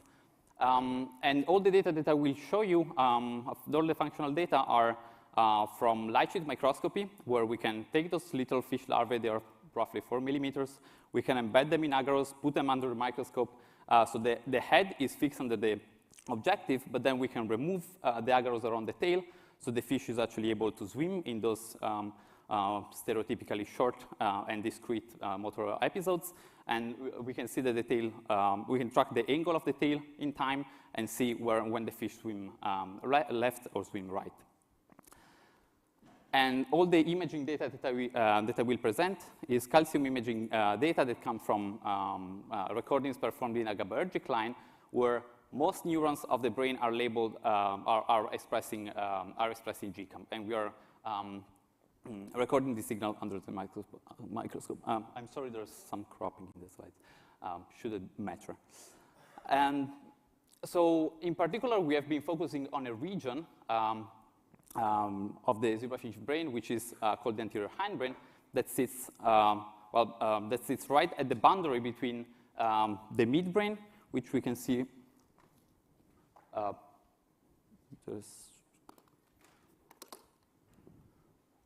The midbrain that we can see here, and the hindbrain that we can see here. In this region, there are two GABAergic clusters of cells that has a very remarkable dynamics when we perform imaging in this region, and this is volumetric imaging, and I'm just showing a Z projection. We can see how in this portion of the brain, the activity is highly constrained. And if we now just single out those neurons from the anterior hindbrain, we can see how there is a remarkably organized bump of activity that translates clockwise and counterclockwise along this network. And to quantify better the property of those cells, we can perform a principal component analysis over time to recapitulate the activity of each cell using just two principal components that for this fish here recapitulate a very large fraction of the variance. And we can see how when we project each neuron onto those principal components, they lie on a very nice and organized circle. And if we color code neurons by their angle along this circle, as expected from the activity that I just showed you, we can see how, well, sorry, I'm missing half nucleus, but you can see how there is a remarkably organized structure in the organization of those colors in the anatomy. And this is a single fish, but we can find a way to register together multiple animals, and the observation holds across many animals.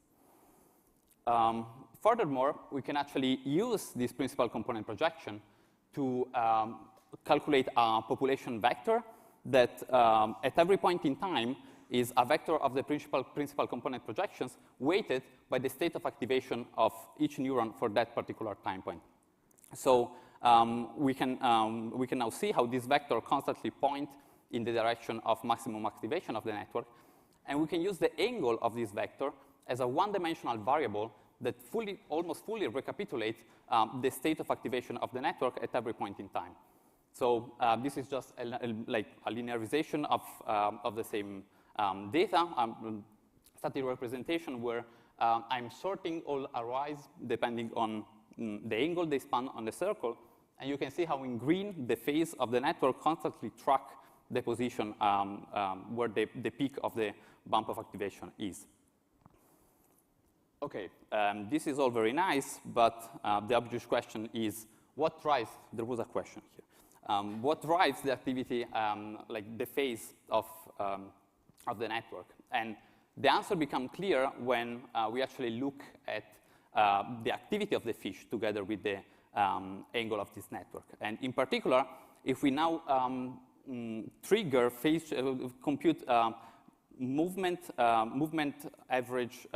triggered average for phase changes of the network, we can see how left swims and right swims across many animals reliably increase and decrease the phase of the network. And we can actually, for the same bouts, we can actually use our knowledge of how how a fish would swim if it wasn't embedded in agarose under the microscope, and we can compute a notion of a virtual phase, of a virtual heading, and compute the changes in virtual heading triggered over the same swim episodes. And we can see how the phase change of this network matches remarkably closely the estimated heading direction change that the same bouts are triggering. And this really points toward the idea that the activity of this network, the phase of this network, is integrating left bout and right bouts to generate a possible representation of the heading direction of the fish in allocentric coordinates. And if we follow up on this idea and now make the same plot that I was showing you before, where phase follows over time the bump of activity over the linearized network, we can see how the trend of the phase is remarkably correlated with the virtual animal, with the virtual heading of the animal that we are reconstructing.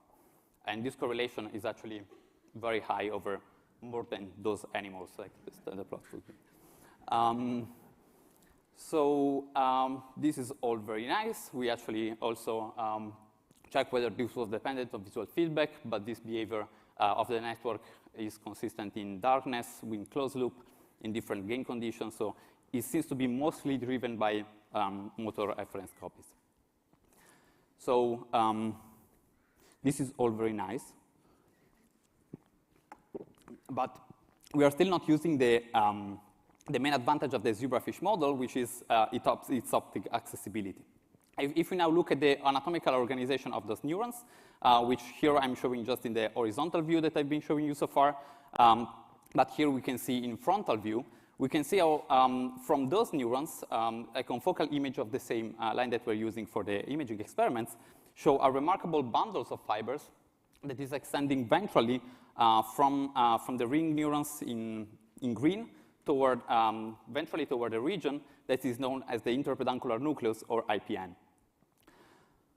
And the interpeduncular nucleus is actually a very interesting structure that is highly, strongly conserved across all vertebrates. We can find it from zebrafish to mouse, and humans as well. Even more importantly, it has also already been implicated as being tangentially related to the subcortical part of the heading direction system in mammals. And in mammals, it's still not clear what this structure do, but is they're connected to the dorsal tegmental nucleus, which feeds into the lateral mammillary nucleus. And so we wanted to actually understand better also the morphology of those neurons of individual cells. And so we team up with Fabian Zvara from the Deng's lab, who acquired almost whole brain zebrafish electromicroscopy dataset of the zebrafish brain, from which we can now go and look for cells that have the somas in the anterior hindbrain and project to the IPN. And indeed, we can find a lot of such cells. And then most remarkable thing about them is the fact that their morphology was highly stereotyped. All those cells had a dendrite in the ipsilateral IPN and an axon in the contralateral IPN. And the distance between the dendrite and the axon seemed to have a constant offset. So if you now I show you another cell, you can see how a more medial dendrite corresponds to a more lateral axon. And this is actually true across many cells in the dataset, and there is a very high correlation between the dendrite position and the axon position. So the topographical organization of dendrites matches the contralateral axonal organization. And this very naturally leads to a model where we can see how the circular organizations of somas that I was showing you at the functional level could probably be matched by this frontal linear organization of dendrites over the frontal axis that then correspond to out-of-phase organization of the axons of the same neuron. And if this is the case, we would expect in our data to find a correlation between the lateral medial position of the dendrite and the rostro-caudal position of the somas. And this was indeed the case. Now I'm color-coding our data by the position of the dendrite.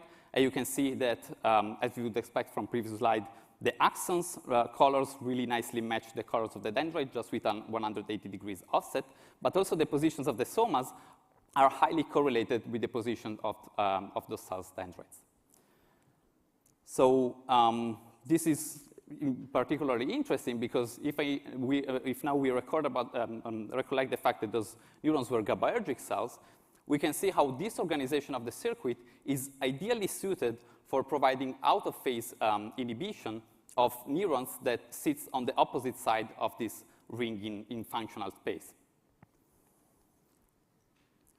So to conclude, I show you that activity of the zebrafish anterior hindbrain has a remarkably constrained circular dynamics, and that ring neurons integrate turns to represent a notion of heading direction of the fish, and that the anatomy of the anterior hindbrain network and interpeduncular nucleus is ideally suited to provide a substrate for this ring attractor-like dynamics. And with this, I would like to thank all the Portuguese lab, in particular Hagar, you, Vilim, Fabian, who collaborated on this project, all the rest of the Portuguese lab, Victor for the computer, and all the rest of you for your attention. Thank you.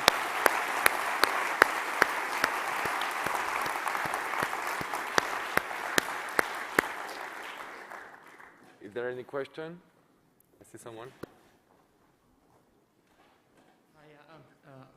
Fantastic talk. Have you tried this in the dark to see what happens when they try to swing left and right and see if the phase follows their intended swing direction? If I got the question correctly, you're asking in the dark. Yep, in the dark. Yeah, we actually tried in the dark with visual stimuli. It doesn't seem to matter. So far, all the experiments that we tested, we have seen no effect of visual inputs on the activity of this network. Okay, thanks. Really great stuff. I'm kind of surprised that this attractor sort of spread around 2 hemispheres, kind of, if I got that right, across the midline. So what happens if, you I don't know, take out half of it? Will it stop, keeping track of its heading direction or something? Or I would normally expect, these sort of functions to be conserved in each hemisphere, kind of a thing. Like a redundancy mechanism. Yeah. I don't have an answer to that question. We have not tried yet lesion studies. If we do, and if we lesion only hemilaterally, I will be able to answer this question. Cool. But thanks for the suggestion. All right, last 2 questions quickly, please. Jason. So you said the IPN is conserved across species. Is the location of these nuclei also conserved across these species? And where should the mouse people look then? So, thank you. So for the IPN is easy because it's a super stereotyped kind of it has a very peculiar architecture. It has very reliably definable by the inputs that are coming from the benule. So it's very precisely located and conserved. In terms of finding the homolog structure in mammals of this region is trickier. We believe that it might have some phylogenetic connections with the dorsal tegmental nuclei that in rodents are known to extend fibers toward the IPN. There is very little evidence on the morphology of those fibers, of the morphologies of individual neurons in the dorsal tegmental nucleus. So that's probably something still that will be important to investigate. Thank you. Can you play with the viscosity of the gel to see if this affects the representation of heading direction? That would be a great experiment. Actually, people in the lab are currently trying to play with that. It's a tricky experiment because fish don't like changes in viscosity, but that would be a very, very interesting experiment. Thank you again for the great talk.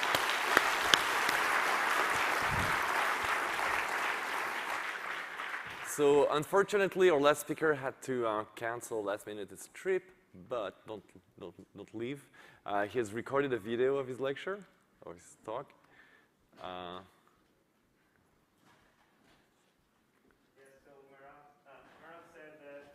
She's on the phone for the Q&A if you have a question later, so hopefully you can try that. Is it working? Oh. All right, so our last speaker is Mara Stern. Sorry.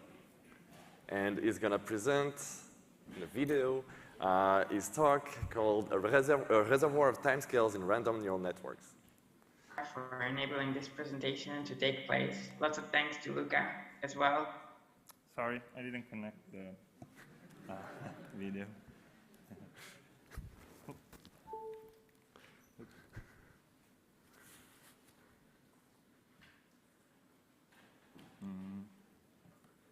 Yes. Here we go. Good evening to you, and many gratitudes to the program committee, Tim and Laura for enabling this presentation to take place.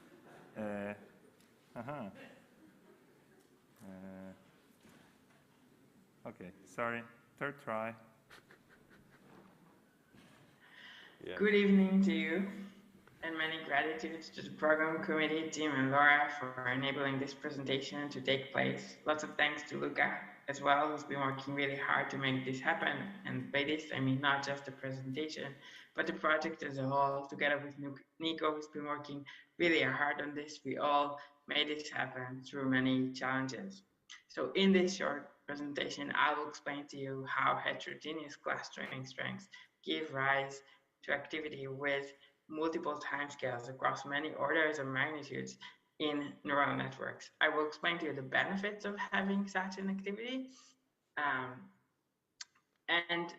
will start by explaining why do we even look for connectivity that gives rise to such an activity. So the reason is we measure such activity in the brain. And by measuring, I mean, we look at timescales of neural activity. We do this by calculating the autocorrelations of the spike counts and looking how long it takes these autocorrelation functions to drop to their half max. This is the typical time it takes the activity to change. There are similar methods. One of them was used by Mori et al., who looked at multiple brain regions and the neuronal activity in them. And what they found was that timescales increases as the brain region, the hierarchy of the brain region increases as well. But moreover, even if we look into one particular brain region, and here's an example from the orbital frontal cortex, neurons within even one region have activity that spans across multiple timescales. And this was done through spontaneous activity, and these neurons are probably similar in the biophysical properties. So most likely, it is not the neurons or the inputs that causes this phenomena, but rather really the connectivity. And that brings us to the question, what is the circuit that can naturally generate multiple timescale activity? And by natural, I mean that there's no fine-tuning needed for anything. It naturally rises from the activity. The answers that we give is that heterogeneous clusters, they do that. I will explain to you what clusters are, the intuition behind how they make it happen. So clusters are neural assemblies. These are groups of neurons, as here adapted from Asya Rolls, and they're colored with the same color. Groups of neurons that have similar properties, response properties to inputs. This is the visual cortex that responds to gratings. What they found was even more interesting is that they typically more strongly connect within them, and they are found with proximity, physical proximity to each other. So if one imagine describing the connectivity here between neurons, then you get these blocks across the diagonals for the neural assemblies. These are our clusters. So in our case, a unit in the network is actually one assembly like that. This is a cluster. And our network, the connectivity matrix for our network, is described by strong diagonals. These are, each unit is a cluster. They are strongly self-connected. This is the impacts of the neurons within the cluster upon themselves. And together, they bring a network. The dynamics that we study is a rate model dynamics. It includes indeed the clustering self-connectivity, self-impact, and the network impact as well from the other clusters. What we also do is to verify that our reduced rate model is indeed correct. We build a full biophysical spiking model, and through using mean field methods on the spiking model, we verify that the cluster strength, the self-connectivity, is indeed what you would think intuitively, the assembly size, the amount of neurons originally in the cluster times their mean synaptic strength. So how clusters give rise to multiple timescales activity? It's actually constructive to think of a simpler case, which a network having only one clustering size. This is a case that I have studied as well as others. In this case, all clusters are statistically alike, and there's actually only one timescale in the system for all clusters. It's the same. But we can still change the strengths of the clusters themselves. So we can have networks that have weak clusters or strong clusters. The weak clusters, as we have shown, are chaotic. They have, they give rise to chaotic activity. They have very fast timescales. The strong clusters, on the other hand, they give rise to lots of fixed points in the system. They do have long timescales, but they never emerge because they run quickly to a fixed point. Combining it, as we show, give rise to long timescales of the strong clusters, but they don't run into a fixed point because the weak ones keep the network chaotic. And this is indeed the case for heterogeneous clusters. Weak and strong together in the same network give rise to two timescales. The strong one, they have longer timescales. The weak one, they have very fast timescales. And moreover, as we change the ratio between the strong clusters and the weak clusters, the ratio between the timescales changes as well with exponential growth. What if we take this case into extreme? So we have one cluster which is very strong. This cluster will have very strong bistability activity between two potential whales, and we can model this by rate models, and we can switch the network with a mean field that drives this. Interestingly, we can use that to calculate the typical dwell times, and interestingly, it grows again exponentially, but that means that we can actually see it grows across multiple orders of magnitudes.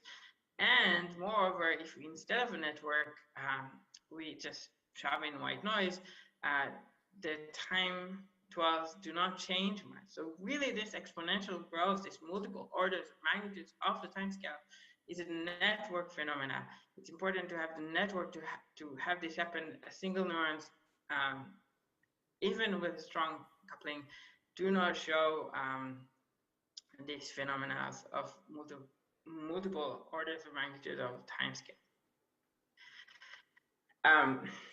One can have many clustering strengths in the network. This will naturally give rise to a reservoir of timescales as the clustering sizes increases. And here we took them from a log normal distribution together with a change of clustering size. The timescale of each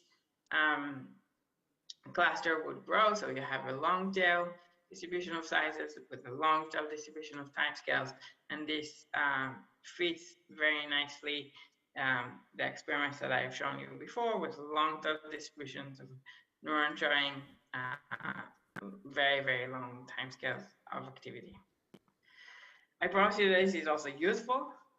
So that's the last part of the talk.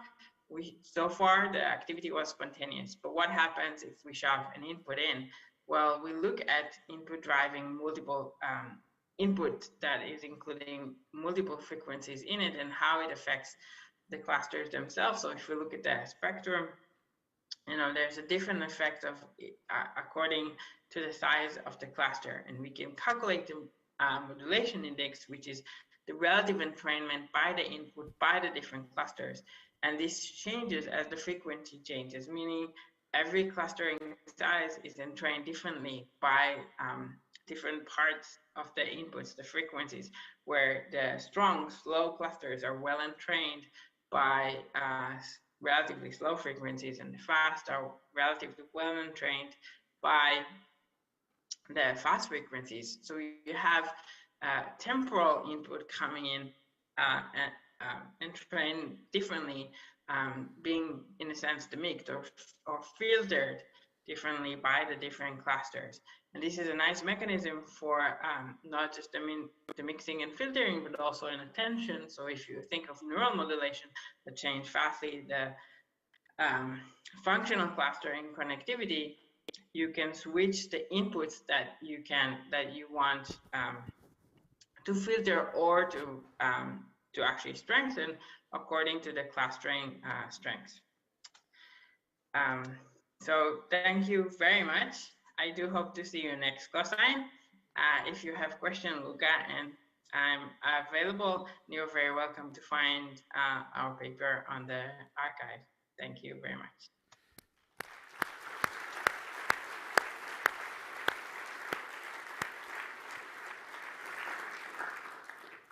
So is he on the phone? Yeah.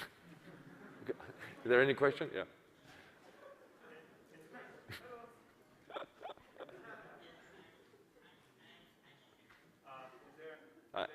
No, I don't think this mic is working, right? No? You want to try on mine?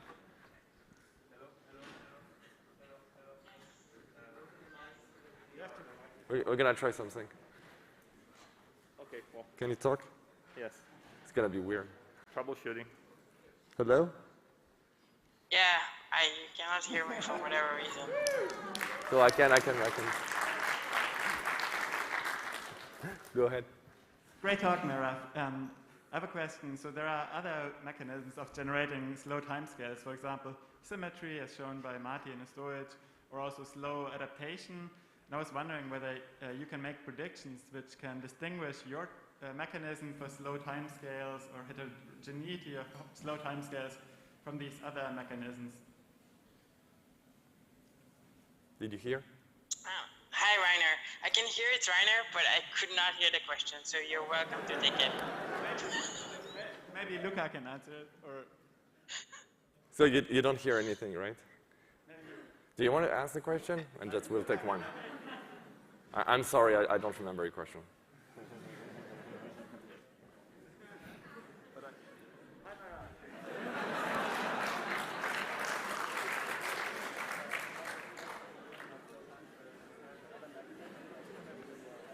This is 2022, right? And now? So, the mechanism for symmetry that I'm aware of, that Danny came with, has one timescale in the system, where here, to have slow timescales, you actually have to have the fast timescales as well in the system. So that's one way to distinguish that, that I can think of. All right, thank you. Another one, so please come here. Actually, no one is gonna hear. So please speak loudly so that everybody can hear you, right? It seems like you were suggesting that each cluster would be responsible for a different timescale, different time constant. But in the example adjacency matrix that you showed, it seemed like there were some small weights that were going across clusters. I was wondering what roles they might play. Wait. The network is, so the clusters are connected. The network is connected, if I understand correctly the question. The cross-clustering strengths, they define the whole network activity, and the stronger they are, again, the faster the whole network becomes. So clusterings, timescales, are not just a result of each clustering strengths. They are not isolated. It's a result of a combination of the clustering strengths and the rest of the network. And this is what the weights between the clusters are doing. Cool. Thank you very much. Can you hear the applause?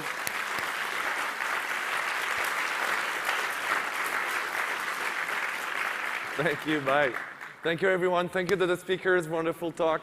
See you around.